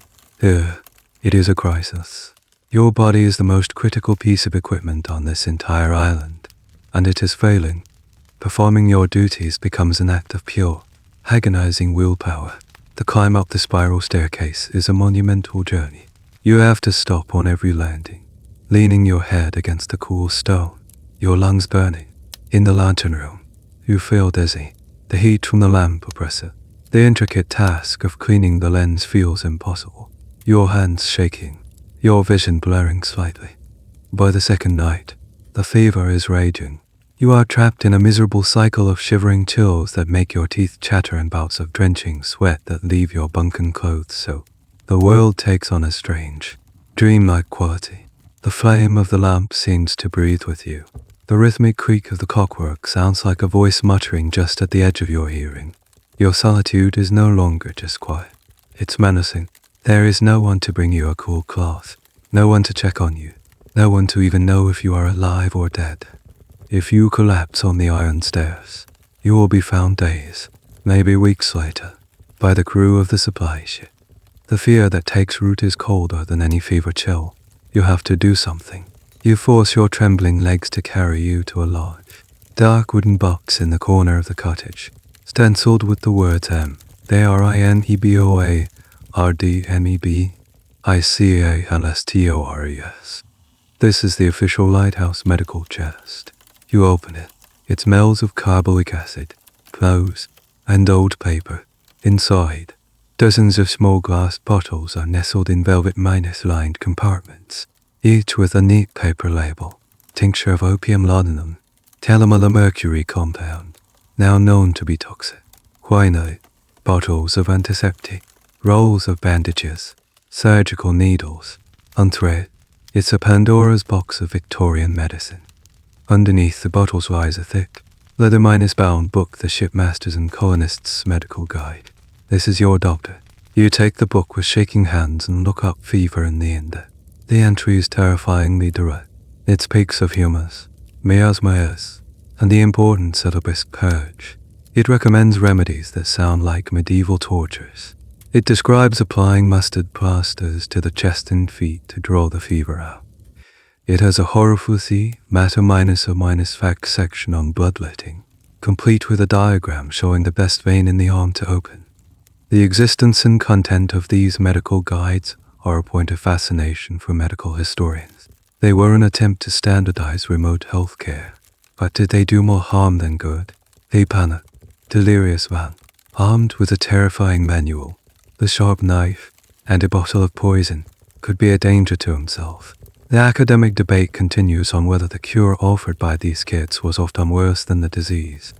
You slam the book shut. The thought of deliberately poisoning or cutting yourself, following the instructions of this arcane book, is more terrifying than the fever itself. There's a particular illustration in the book, for a completely unrelated ailment, showing how to perform an emergency amputation. The cold, clinical drawing of a saw next to a human leg is seared into your brain. No, you will not become a surgeon to your own body. You stumble to the larder. You remember some folk remedy your grandmother used to talk about. Hot water, lemon, honey. You have no lemons, and your sugar's rationed. But you have a little of the whiskey the fisherman gave you as a gift, which you hadn't touched. An absurd thought pops into your head, a hot toddy. It's not in the Queen's regulations, and it's certainly not in the medical guide, but it feels more human, more sane than anything else. You heat water on the stove, your movements slow and clumsy.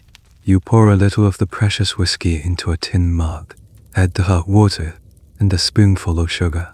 You drink the steaming, pungent liquid. It warms you from the inside out. The first warmth you felt that isn't the fever.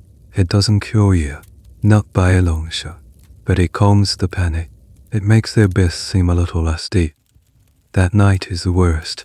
You are in undoubt of a delirious sleep, haunted by nightmares of failing lamps and phantom ships. But somehow, you keep to your schedule. You don't know how. It feels like someone else is moving your body. Some deeper, more stubborn part of you that refuses to let the light go out. You haul yourself up the stairs, check the flame, wind the clockwork, and collapse back into your bunk. Your duty done for another hour. As dawn breaks, you feel a change. The inferno in your head has cooled to embers. The sweat on your skin is no longer the greasy sweat of fever, but the clean sweat of exhaustion. You are weak, hollowed out, but you are alive. The fever has broken. You lie on your bunk, listening to the gentle sounds of the morning sea. You survived. You, your willpower, and a shot of cheap whiskey have beaten the 19th-Century medical establishment. You have never felt so weak, and yet so profoundly, stubbornly, alive. As you slowly regain your strength after the fever, a new kind of listlessness sets in. The island, which you have circumpenetrated 1,000 times, feels smaller than ever. You need a new distraction, a new quest, and the island, as always, provides. The story came from Callum, the fisherman with the tin whistle. While you were all repairing his boat's rudder, H.E.D. gestured out towards the most treacherous minus-looking part of the reef, a set of jagged rocks that were only fully exposed at the lowest tides. The Eleanor, H.E.D. said, with a grim certainty, she went down there, before your light was ever built. According to the legend, the Eleanor was a merchant ship returning from Asia, laden not with wool or coal, but with silks, spices, and, reputedly, a chest of silver coins meant for a wealthy merchant in Sydney. Caught in a sudden squall, she had been driven onto the reef and torn apart within an hour. There were no survivors. The story was a common one along this coast. Every reef seemed to have its ghost ship, its tale of lost riches. At the time, UD dismissed it as a fisherman's yarn, but now, in the post-minus fevered doldrums, the idea takes root in your imagination. Treasure, a chest of silver coins. It's a boy's adventure story, a ridiculous fantasy, but it's also a purpose. It's a reason to get out of the cottage, to explore, to look at your familiar surroundings with a new, hopeful eye. You become a beachcomber with a mission. You start paying attention to the tides in a new way, consulting the tidal charts in your almanac, not for navigational safety, but for personal gain. You are waiting for the next spring tide, the lowest tide of the month, when the sea will draw its breath and expose the bones of the reef. In the meantime, you scan the shores after every high tide. You're not just looking for interesting driftwood anymore. You're looking for evidence. You find things. A piece of dough, waterlogged wood with a square hole, clearly shaped by a human hand. That might have been part of a ship's timber. A small, corroded piece of brass that could have been a buckle or a fitting. Each find is a jolt of excitement, a clue that feeds your growing obsession. This romantic allure of sunken treasure is a powerful and enduring part of maritime history. But the reality for lighthouse keepers was often much more macabre. They were frequently the first responders to, and primary witnesses of, shipwrecks. Their logs contain grimly factual accounts of finding bodies washed ashore. There was even a specific, ghoulish term for it in some regions: wreck minus reaping. A persistent, though often unsubstantiated, accusation against isolated coastal communities and sometimes keepers was that they would occasionally harvest the cargo and personal effects from wrecks, a practice that existed in a grey area between salvage and theft. The debate among historians is how widespread this really was, versus how much was just dark folklore. The day of the spring tide arrives. The weather is calm, the sky a pale, washed minus out blue. Hours before the lowest point of the tide, you're already making your way out onto the rocks, your boots slipping on the slick seaweed. As the water level drops, it feels like a curtain is being drawn back, revealing a secret stage. Rocks and kelp minus covered ledges that you have never seen before emerge from the water. You clamber further out, onto the notorious reef itself. The rocks here are sharp, menacing. You can see why a ship would be ripped to shreds. The landscape is alien, a primeval world of deep rock pools, strange sea animals, and scuttling crabs. You spend hours searching, your eyes scanning every crack and crevice. You find a large, heavily encrusted object wedged between two rocks. Your heart hammers. Could this be it? You use a crowbar you brought from the tool shed to pry it loose. It takes all your strength, the iron bar groaning in protest. You finally heave it out. It's not a chest. It's a ship's anchor, ancient, covered in a thick crust of rust in marine life, but unmistakably an anchor. It's not silver coins, but it is real. It's a tangible link to the past, a silent, heavy witness to the disaster that happened on this very spot. The sight of its ends a shiver down your spine. You keep searching. You find nothing else of significance. The sun begins to dip lower, and the tide has turned, the water slowly starting to reclaim its territory. You feel a pang of disappointment. It was a fool's errand after all. The treasure was just a story. As you head back towards the main island, defeated, something catches your eye. A glint of reflected light from a shallow rock pool.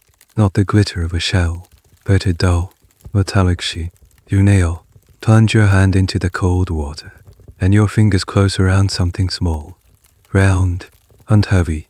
You pull it out and wipe away the grime. It's a coin. It's dark, almost black with age and tarnish, but you can make out the faint profile of a king or queen you don't recognize. And the date, Yotzi Baba. It's not a British coin. It looks Spanish. You stare at it, lying in the palm of your hand. It's not a chest of silver, but it's something. A single, solitary piece of a lost world. It feels impossibly old. A messenger from another century. Who was the last person to touch this? A sailor buying a drink in a foreign port? A merchant counting his profits? Or has it been for all these years, rolling back and forth in the currents, waiting for you to find it? You close your fist around the coin, the cold metal aside. Real presence. You didn't find a fortune. You found something better. You found a story. You walk back to the lighthouse, the single coin a heavy, precious weight in your pocket. That night, as the great light begins its sweep, you feel a new connection to your island. You are not just its keeper. You are now the keeper of its secrets, the custodian of a single, silent coin from a ship that sailed long ago. The treasure wasn't the silver. It was the search. You've grown accustomed to the rhythms of one, the sound of one man's footsteps on the stairs, the sight of one plate on the drying rack. You have wrestled with the demons of absolute solitude and carved out a fragile piece. You have learned its language, its textures, its demands. You think you have mastered it. And that is when the Marine Board, in its infinite and distant wisdom, decides to send you help. The supply ship arrives on a Tuesday. You are expecting it this time. The jetty repair, your mailbag ready. As the rowboat makes its way to the shore, you see two figures in it besides the sailors. One is the familiar inspector, a portly man who visits once a year to tick boxes on a clipboard. The other is a young man, holding a sea chest on his lap, looking up at your lighthouse with an expression you can't quite read. The inspector's visit is a whirlwind of bureaucratic nuisance. He checks your logbook, his finger tracing your neat columns of figures. He inspects the lens for any scratches. He makes an uncommittal noise about your garden, and you feel a ridiculous surge of defensiveness. Then, he gestures to the young man. This is Miller, your new assistant. The words hang in the air, heavy and unwelcome. Assistant, you weren't consulted. You weren't even notified. It's a decision made by men in an office 100 miles away, based on a regulation in a book. Miller steps forward. He's young, maybe 20-5, with neat hair and an earnest, clean-shaven face that hasn't yet been weathered by the sea. He gives you a firm, dry handshake. In honor, sir. The inspector explains that it's a new policy for stations of this level of isolation. A2-man crew is now mandatory, for safety and efficiency. He doesn't say to stop you from going mad, but you can hear it between the lines. The supply ship leaves, taking the inspector, and leaves you with Miller. The shift is immediate and jarring. Your quiet cottage is suddenly filled with the sound of another person's movements, the squeak of his chair, the clink of his spoon, the sound of his breathing in the bunk opposite yours at night. He talks a lot. HES full of questions, theories, and stories from his training. He breaks the beautiful, sacred silence that you have worked so hard to make your home. This two-minus keeper system was standard for many lighthouses, creating a clear hierarchy, the principal keeper and the assistant keeper. You are the principal. The tower is your responsibility. Miller is there to follow your orders. This rigid structure was designed to maintain discipline, but in such a confined space, it often created a fertile ground for tension. Historians still debate whether these forced partnerships were, on the whole, a psychological benefit or a detriment. Did the companionship outweigh the potential for intense personal conflict? The official records are silent, but the unofficial stories tell of lifelong friendships forged in storms, and of bitter, simmering hatreds that could last for years. The friction starts with the small things. You use mutton fat to polish the exterior brass. The secret author taught you. Miller quotes a Marine Board regulation that strictly specifies the use of official polish. He spends an afternoon minus polishing a section you'd already done. The chemical smell of his polish an indictment of your methods. You watch him, saying nothing, the muscle in your jaw tightening. He's meticulously tidy, but in a way that feels critical of your own lived minus and tidings. He arranges the tins in the larder with their labels all facing forward. He folds his blankets with military precision. He looks at your collection of driftwood carvings and sees shelf frames with a polite lack of comprehension, as if wondering what purpose they could possibly serve. The worst is when you retreat to your sacred spaces. You go to watch the seals, and he follows you, chattering about the official classification of pinnipeds. Your quiet communion with nature becomes a lecture. The tension comes to a head over the clockwork mechanism. You know it sounds intimately. Its groans, its clicks. You lubricate it by feel, by instinct. He insists on following the maintenance schedule in the manual to the letter, applying oil based on a calendar, not on the machine's actual needs. You are the master of this tower, yet this newcomer, armed with a book, is challenging your heart -1. Practical knowledge at every turn. You are trapped. This isn't like the fishermen, temporary guests you could be charitable with. This is your life now. A roommate you can't fire and can't escape. On an island, the size of a city block, the air in the cottage becomes thick with unspoken resentments. Conversations become short, purely functional. Past the salt, you divide the space with invisible lines. His shelf, your shelf, his chair, your chair. You are two prisoners sharing a cell, each carving out a tiny territory of survival. To cope, some keeper pairs in history were known to institute bizarre, rigid rules of their own. The most extreme of these, documented in a few rare diaries, was the silent meal rule. To avoid any possibility of argument, all meals were to be eaten in absolute silence, no exceptions. One evening, after a particularly tense day of unspoken disagreements, you find you can't bear it any longer. As you sit down to your usual dinner of salted beef, the silence is a screaming thing between you. From tomorrow, you hear yourself say, the voice sounding harsh in the quiet room, we eat in silence. Miller just looks at you, Nods once, and the treaty is made. You have not solved the problem, you have simply surrendered to it. The loneliness you now feel is 1,000 times worse than the loneliness you felt when you were actually alone. It is the profound, suffocating loneliness of sharing a tiny space with a stranger you are bound to, a constant, living reminder of the connection you don't have. You are no longer alone, but you have never felt more isolated. Life with Miller settles into a cold, quiet war of attrition, fought with silence and rigorous adherence to one's own routines. Your new, self-imposed rule of silent meals turns the small cottage into a pressure cooker. The only sounds are the scraping of forks on tin plates and the wind outside, which now feels like a third, mocking presence in the room. But if your personal life has become a field of subtle conflict, your professional life is about to be invaded by a far more frustrating and distant enemy, colonial bureaucracy. One afternoon, sorting through the official mail from the last supply drop 8 asks you now perform in your bunk. To avoid Miller's presence, you come across a thick, important looking envelope. It's from the head office of the Colonial Marine Board. The letter inside is several pages long, written in a florid, almost unreadable script by some clerk who has likely never seen an ocean, let alone a lighthouse. It is a memorandum, a new set of directives on efficiency improvements for all coastal stations. As you read, your blood begins to boil. The first directive concerns the consumption of oil. In the interest of official prudence, the letter states, all principal keepers are to implement measures to reduce lamp oil usage by no less than 5%. You stare at the words, incredulous. How? Are you supposed to negotiate with the sun to set later and rise earlier? The lamp's burning time is non-negotiable. The only way to reduce consumption is to lower the flame, which would dim the light and endanger ships. It's a classic bureaucratic directive, a goal set by someone in an office, completely disconnected from the physical reality of the work. You can almost picture the man who wrote it, proud of the money he's saving the colony, while you're the one who will have to lie in the notebook about your oil levels.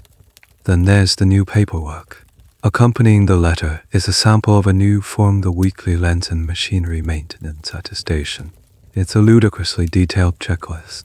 Confirm dust removed from prison sector A-7YN. Verify lubricant viscosity on governor shaft pass-fail. It takes a process you perform with skilled instinct and tries to break it down into a series of mindless, bureaucratic tasks. It's an insult to your professionalism.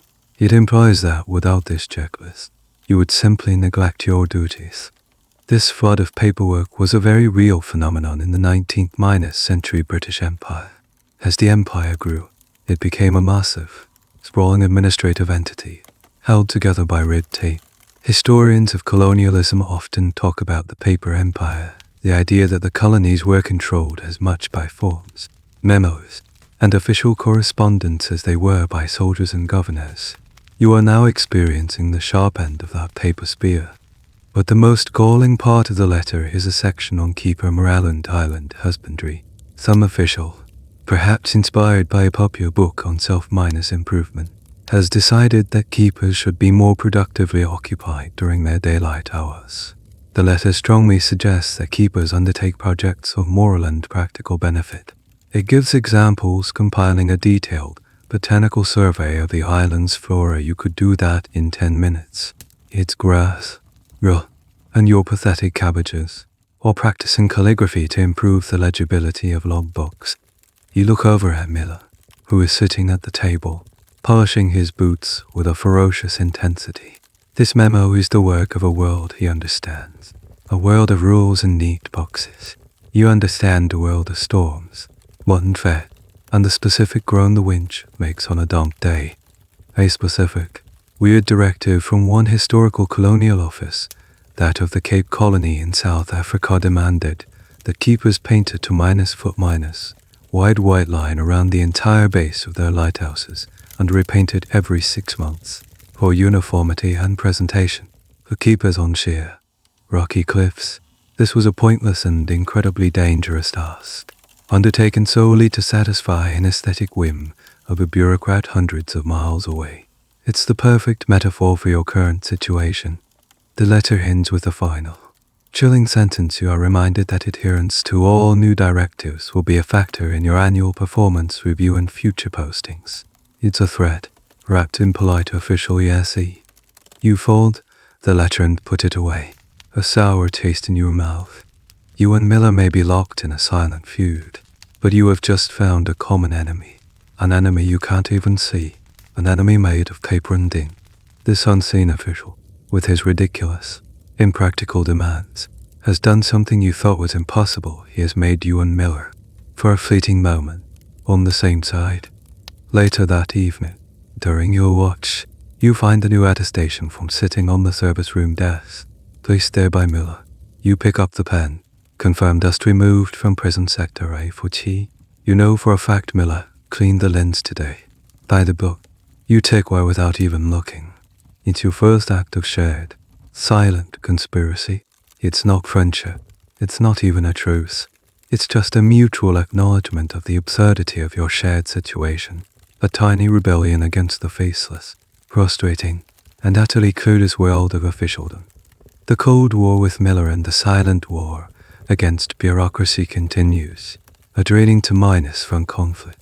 Your life is an endless loop of shifts, silent meals, and the meticulous filling out of forms you know are pointless. The island feels less like a kingdom and more like a prison. Then, the world changes, and it arrives, as all major changes do, on the supply ship. This time, the ship brings more than just salted beef and mail. It brings a team of men, rough, loud men in heavy boots who are not sailors. They are engineers and linesmen.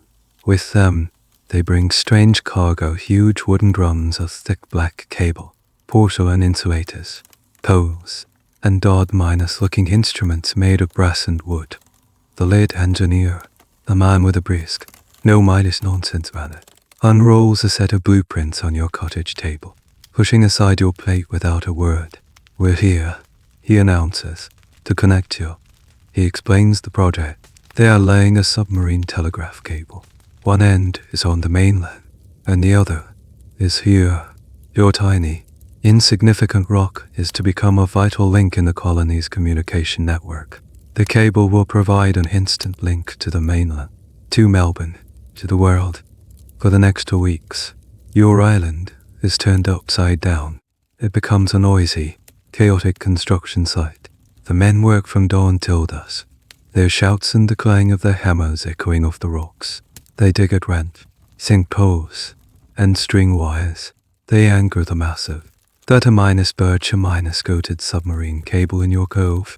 The piece you once cherished, and later came to resent, is utterly shut.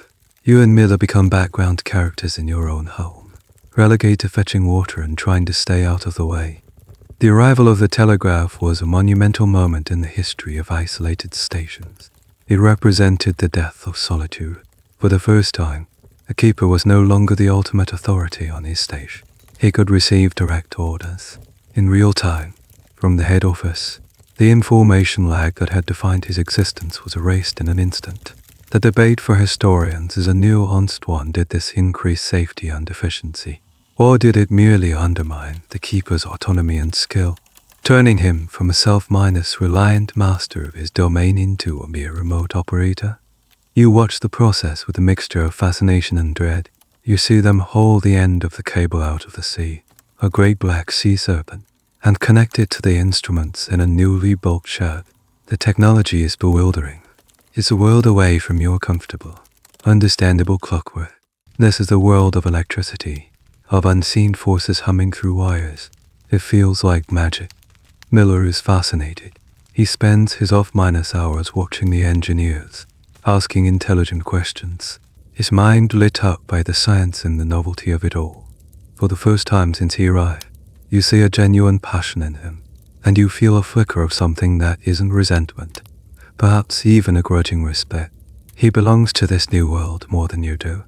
Finally, the day comes. The work is done. The engineer sits down at the telegraph key, a small brass lever on a wooden base. Right, he says.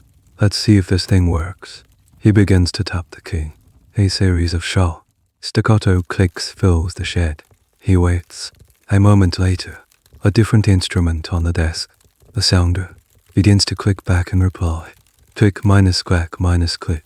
Clack minus click minus clack. It's a conversation in a new language. The engineer grins. Melbourne, he says, loud and clear. He offers you the chance to send the first official message. You decline, gesturing for Miller to do it. You watch as your assistant, your rival, sits down at the key. His posture is perfect. His hand is steady. He taps out a slow, careful message Lighthta, Trouscstat. I-O-N your Lighthouse's name. ALLSYSTMSOPRATIONAL. LIGHTLIT. LIMILOR. ISSISTA. And TKE. DGER. The clicks echo in the small shed, a series of tiny, electric heartbeats traveling miles under the dark water, arriving on the mainland almost instantly. The engineers pack up and leave on the next ship, and you are left with the silence. But it's a new kind of silence, a humming silence. The knowledge that the wire is always there, always live, changes everything. The absolute isolation that has defined your life, that has shaped your mind and your habits, is over, forever. You no longer have to wait 3 months to learn of a new regulation. An order can arrive in 3 minutes. You can report a problem, and someone, somewhere, will know about it immediately. The comfortable buffer of time and distance has evaporated. A few days later, the telegraph clicks to life. You and Miller both look at it, like a strange new pet. Miller, who has been practicing, easily transcribes the message. It's a weather report from a neighboring station, being relayed up the coast. The next day, another message directive from the Marine Board to confirm your current inventory of spare wings. The bureaucracy has found a new, faster way to torment you. You stand at the window of the lantern room that night, watching your beam sweep across the sea. The light feels different, a little less lonely, perhaps, but also a little less yours. You used to be an outpost of the Empire. Now you are just a node on its network. The mystery is gone. The romance of utter isolation, which was both a terror and a strange kind of freedom, has been severed by a single, thin copper wire. Your era, the era of the truly solitary keeper, the king of a rock, is over, and you are not sure if you are relieved or heartbroken. The telegraph wire doesn't just bring messages from the outside world. It holds up a mirror. The instant connection to the mainland makes you acutely aware of how much you have changed, and how much the world has changed without you. You feel like a man out of time, a living relic. This realization dawns on you slowly. It's in the small things. The new supply ship drops off a copy of a Reese and illustrated magazine. You sit down to read it, and you feel a profound sense of alienation. The advertisements are for products you've never heard of. The photographs show people in new, strange fashions. The articles talk about social trends and political ideas that feel utterly foreign. It's the world of Miller, the world he came from, and you realize you are no longer a part of it. You catch your reflection in the lantern room glass one day.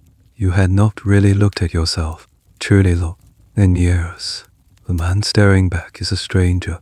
His face is not just weathered by sun and wind, it's carved by solitude. His eyes are narrowed into a permanent squint, and there are lines around them that hold from smiling. His hair is shot through with grey. When did that happen? His shoulders are stooped from years of climbing stairs and winding the heavy clockwork. You look like Arthur, the old keeper you replaced, who seemed so ancient to you on your first day. You have become him. Your very way of speaking has changed. When you have a rare conversation with Miller, the telegraph has forced a minimal level of verbal communication. You hear your own voice. It's slower, more deliberate. Your vocabulary has become simpler, pared down to the essential. You use words that are functional, direct, like the tools you maintain.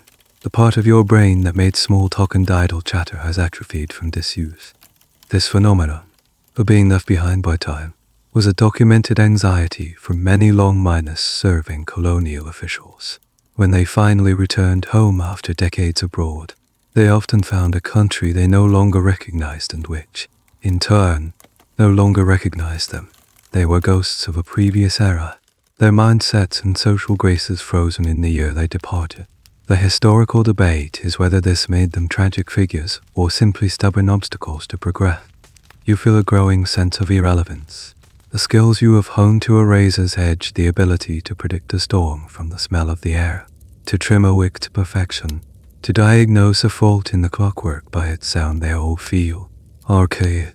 Miller can get a more accurate weather forecast from the telegraph in 5 minutes than you can from a lifetime of observation. The Marine Board is already experimenting with new, more efficient types of lamp burners that require less skill to maintain. Your craft, your art, is being replaced by science and standardization. You find yourself retreating into the past. You spend more time on your carvings, not as a hobby anymore, but as a defense. You work on your model lighthouse with a renewed, almost desperate focus. It is a miniature of a world that is clean, understandable, and under your control, high-willed without telegraphs or efficiency memos. You pore over your old notebooks, not the new ones, filled with Miller's neat, modern script and telegraph directives, but your first ones. You read about the great storm, your battle with the fever, the rescue of the fishermen. They feel like tales from a golden age, a time when your actions had a heroic simplicity. You were the sole authority, the master of your fate. Now, you are a co-minus manager of a remote communications hub. You look at your hands. They are the hands of a 19th-century man. Calloused, strong, stained with oil and brine. They know how to tie knots, cock seams, and feel the tension in a cable, but they are clumsy on the tiny, precise key of the telegraph. Miller's hands are different. They are smoother, quicker. They belong to the dawning 20th century. You stand on the rocks, watching the sunset, the same ritual you have performed for years, but it feels different. You are looking at the vast, empty sea, but you are no longer truly alone. The wire hums in its shed behind you, a constant, invisible umbilical cord to a world you no longer understand.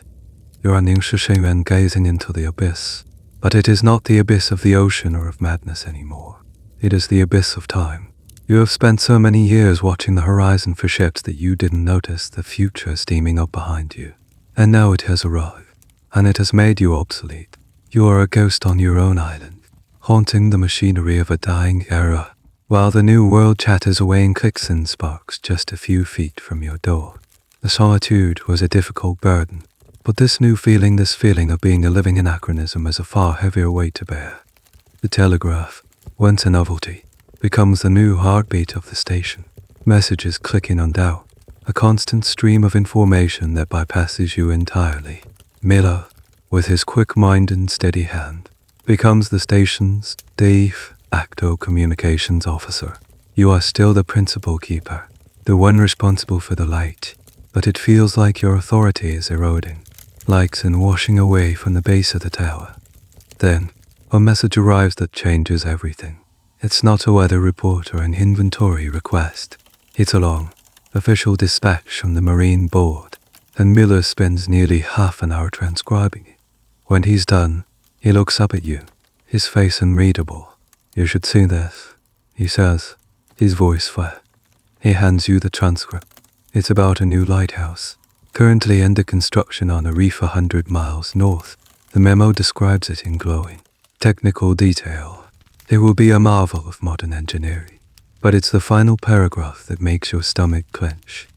It describes the lamp and rotation mechanism. The entire apparatus will be fully automated, powered by a pressurized acetylene gas system. The light will ignite and extinguish via a solar valve and will require no resident keeper. No resident keeper. The words echo in the small room. You read it again. An automated lighthouse, a ghost ship of a tower, performing its duties without a human hand to guide it. The idea is so alien, so fundamentally wrong to you, that you can't quite grasp it at first. A light without a keeper is like a body without a soul. It's just a machine. Who will clean the lens? Who will wind the clockwork? Who will listen for the tell-minus-tail squeak in the gears that warns of a coming failure? That's the future, I suppose, Miller says quiet, breaking the silence. There is no triumph in his voice, only a kind of sad resignation. He too must see that this new technology doesn't just make you obsolete. It makes his own ambition obsolete as well. This was the great, slow-moving revolution in Lighthouse history.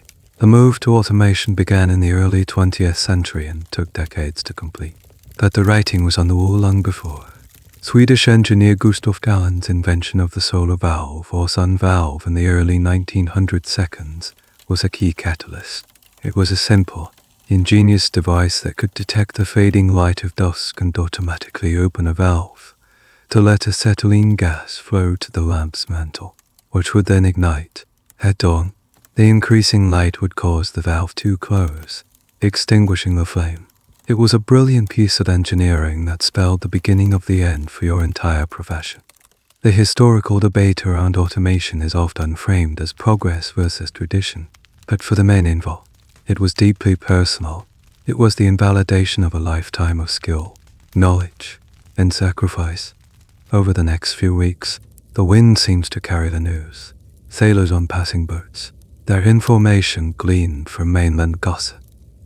Shout questions at you through brass trumpets heard they're putting the new automatic up at Cape Quinn. Is it true? Every question is a small twist of the knife. You find yourself walking around your island, touching things as if for the last time. You run your hand over the rough hewn granite of the tower. You trace the intricate gears of the clockwork mechanism. You stand in the lantern room and look at the magnificent Fresnel lens, your crystal behemoth. These objects are not just tools to you. They are your partners. You have a relationship with them, built on years of maintenance, care, and good abandon.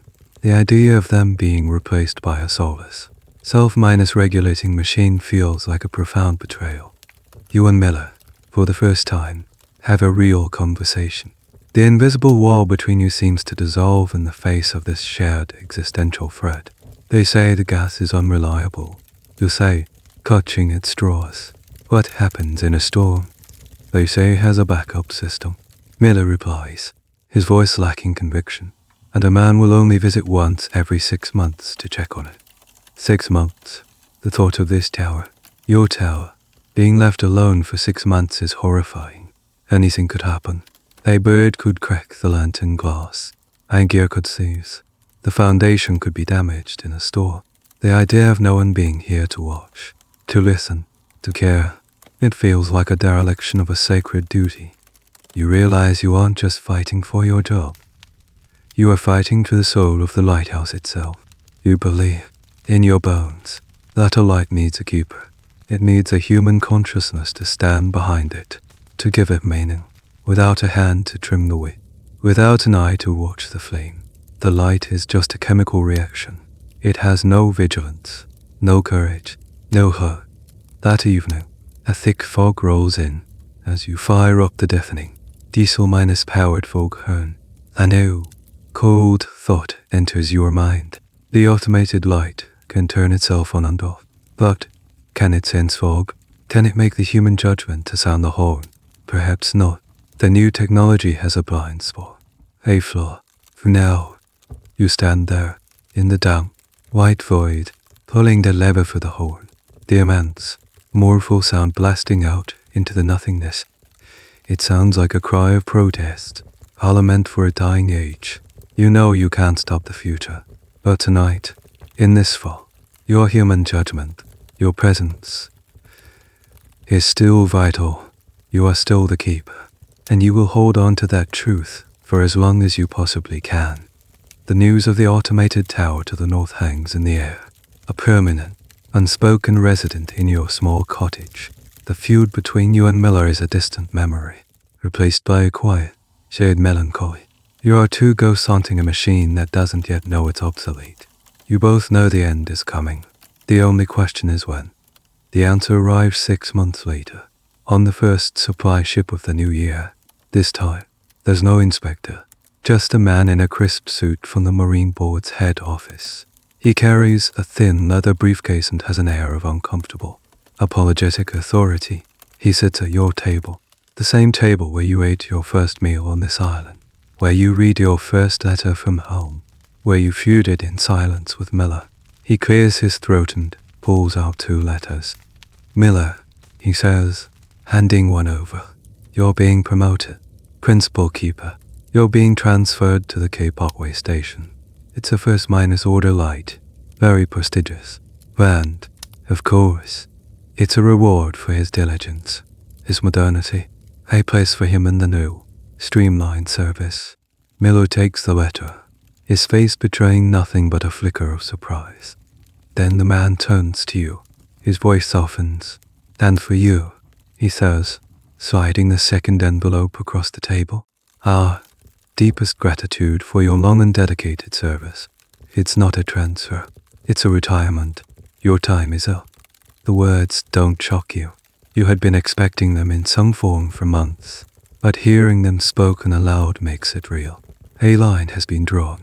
Your life as a keeper is over. The man explains that a temporary keeper will arrive on the next ship to oversee the station until it, too, is scheduled for automated conversion in a year's time. Your tower's death sentence has been signed. You don't say much. You just nod. What is there to say? You can't argue with a spreadsheet in Melbourne that says your salary is an unnecessary expense. You can't appeal to a future that has no use for your skills. The next few weeks are a strange limbo. You are still the principal keeper, but your authority is a hollow echo. You are now just training Miller for his new, grander role, and waiting for the ship that will take you away forever. The 3 of us, you, Miller, and the tower, all living on borrowed time. On your last full day on the island, a ritualistic sense of purpose takes hold of you. You decide to perform your duties one last time. Not as a job, but as a final act of love. You start in the morning. Miller offers to help. You wake him up. This is something you have to do alone. You take the tub of mutton fat and the polishing cloths and you go outside. You spend hours polishing every piece of exterior brass, the vents, the door handle, the railings until they gleam with a warm, soft light, protected against the salt air in a way the official polish never could. Then, you go to your garden. You pull the last of your tough, Brazilian cabbages. You tidy the stone wall around the plot and pull the weeds. You leave it clean and empty, ready for the next man, should he have the inclination. You doubt he will. You climb the tower. You walk over to the massive clockwork mechanism, the source of so much sweat and strain. You don't wind it. You simply clean it. You wipe down every gear, every shaft. You run your hand over the cold iron, feeling the faint, latent power in the coiled machine. It feels like saying goodbye to an old, difficult friend. Finally, you ascend to the lantern room. It's late afternoon, and the sun is beginning its slow descent. You take the cover off the Fresnel lens. For a moment, you just stand there, looking at it. You're magnificent, fragile, crystal giant. For years, your entire life has revolved around the subject, keeping it clear, keeping it safe, serving the light at its heart. You begin to clean it for the last time. Your movements are slow, deliberate, unhurried. You have done this thousands of times. It is muscle memory or meditation. You breathe on a prism.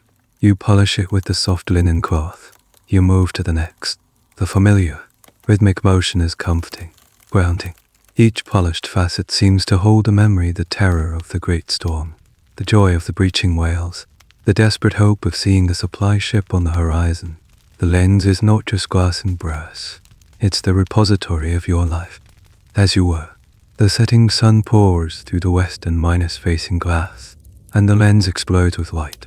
Rainbows dance around the room, spilling across the floor and walls. It's as if the lighthouse is giving you a final, beautiful, silent farewell. You pause, your hand on a warm, sun-drenched prism, and you are surrounded by a kaleidoscope of pure color. A tear traces a path through the grime on your cheek. You finish as dusk settles. The lens is perfect, immaculate, glowing with an inner fire, ready for the night. Your work is done. You don't light the lamp. That will be Miller's duty now. His first act as the tower's sole commander. You simply put the cover back on, your final gesture of protection. You walk down the spiral staircase for the last time, each iron step a farewell. You leave the tower, closing the heavy iron door behind you. It's familiar. Solid thud sounding a note of finality. Your watch has ended. The morning of your departure is in a vingled calm. The sea is a sheet of grey silk. The sky high, pale lit. The Neptune's favourite, your old acquaintance, is anchored offshore, a patient, smoking silhouette. It feels like the island is holding its breath. Your sea chef, the same one you arrived with all those years ago, sits on the newly repaired jetty. It feels lighter now. It holds your worn clothes, your logbooks and your private journal, a handful of smooth stones from the cove, and your strange collection of carvings. Tucked carefully into a woolen sock is a small tin whistle and a single, dull, Spanish coin, an entire life, packed into a wooden box. Miller walks with you down to the jetty. The silence between you is no longer tense or hostile. It's a shared, awkward grace. You are leaving. He is staying, but his world is leaving him, too. I'll keep a good light, he says, his voice rough. It's the highest compliment he can offer. A promise to honor your legacy. I know you will, you reply. You shake his hand. It's a firm, quick gesture, a transfer of power. Then you turn and climb down into the waiting rowboat without looking back. You learned that from Arthur. Never look back. The sailors row you towards the steamer. With each pull of the oars, the lighthouse shrinks. The details you know so intimately, the stain on the granite wall from a persistent water seep, the exact placement of your garden, the glint of the brass vent you polished yesterday all merge back into the larger shape of the tower. It becomes a drawing again, an architectural rendering, an object, no longer your home. You climb the rope ladder onto the deck of the Neptune's favor. The ship's engine rumbles to life, a familiar, deep vibration. As the anchor is weighed and the ship begins to turn, you finally allow yourself to look. There is the tower, standing stark and proud against the pale sky, and at its base, a single, tiny figure, Miller, watching you go. Then, something happened. A flicker of light from the top of the tower, and then another. It's not the great beam of the lamp, it's a smaller, quicker flash. Miller is using a signal mirror. He's flashing a message at you in Morse code, the new language of the wire. You don't know the code, not really, but you recognize the pattern. He's flashing one long, snow pulse, your light's signature, your heartbeat, flash, darkness, flash, darkness. It's a farewell salute, a final acknowledgement from one keeper to another. You don't signal back, you just raise your hand in a simple, final wave. You stay at the rail, watching as the island recedes. It gets smaller and smaller, until it is just a needle on the horizon, the same needle you saw on your first day. Then, it's a smudge, and then, it is swallowed by the sea, gone. The journey back to Melbourne is a strange, dislocating experience. You are a passenger now, with no duties to perform. You are adrift in time. When the ship finally docks, the assault on your senses is overwhelming. The noise, the sheer, unrelenting wall of sound, the clanging of trolleys, the shouts of vendors, the screech of machinery, the babble of 1,000 simultaneous conversations. You feel a surge of panic, a primal instinct to retreat back to the silence. The smells are even worse: coal smoke, horse manure, frying food, cheap perfume. It's the smell of humanity, and it's suffocating. You stand on the wharf, your sea chest at your feet, a man displaced in his own country. People jostle past you, a river of strangers with urgent, unknowable destinations. They look at you, this strange, weather-minus beaten man in old minus-fashion clothes, with a mixture of pity and curiosity. You are an artifact, a relic from a quieter time. What happens to a man whose entire life has been defined by a single, all-minus consuming purpose, when that purpose is taken away? That is the great, unanswered question at the end of many keepers' stories. Some adapted, finding quiet lives on the shore. Others, according to anecdotal accounts, simply faded, unable to cope with the noise in the crowds, forever haunted by the silence of their towers. This transition, from keeper to civilian, is perhaps the most challenging and least minus documented part of their lives. You look down the bustling street, at the rattling carts and the anonymous faces. For years, you stood watch over this world. You kept its commerce safe, its people connected, its engines turning. You were its silent guardian, and it never even knew your name. You pick up your sea chest, the handle familiar and solid in your hand. You take a deep breath of the thick, foul, wonderful air, and you take your first, uncertain step into the crushing, chaotic, beautiful noise of the world. Your journey as a keeper has ended. A new, far stranger journey is about to begin. And so, your time on that lonely rock comes to a close. The great light, your constant companion, now flashes in your memory, a steady, rhythmic pulse that will likely follow you into your dreams for years to come. The life you lived there, a life of profound solitude and immense responsibility, has been rendered obsolete by the relentless march of progress. By a humming wire and a clever valve, you are back in the world of men, a world that feels too loud, too vast, too full of color after your long season of greystone and blue sea. The tide of your own life has turned, leaving you on an unfamiliar shore. But like the single, dark coin in your pocket, you carry the weight and substance of your past within you, the feel of the cold lantern glass, the groan of the clockwork, the cry of the gulls, the taste of a fresh mine, a spicked radish after months of salt beef. These are the treasures you have brought back with you.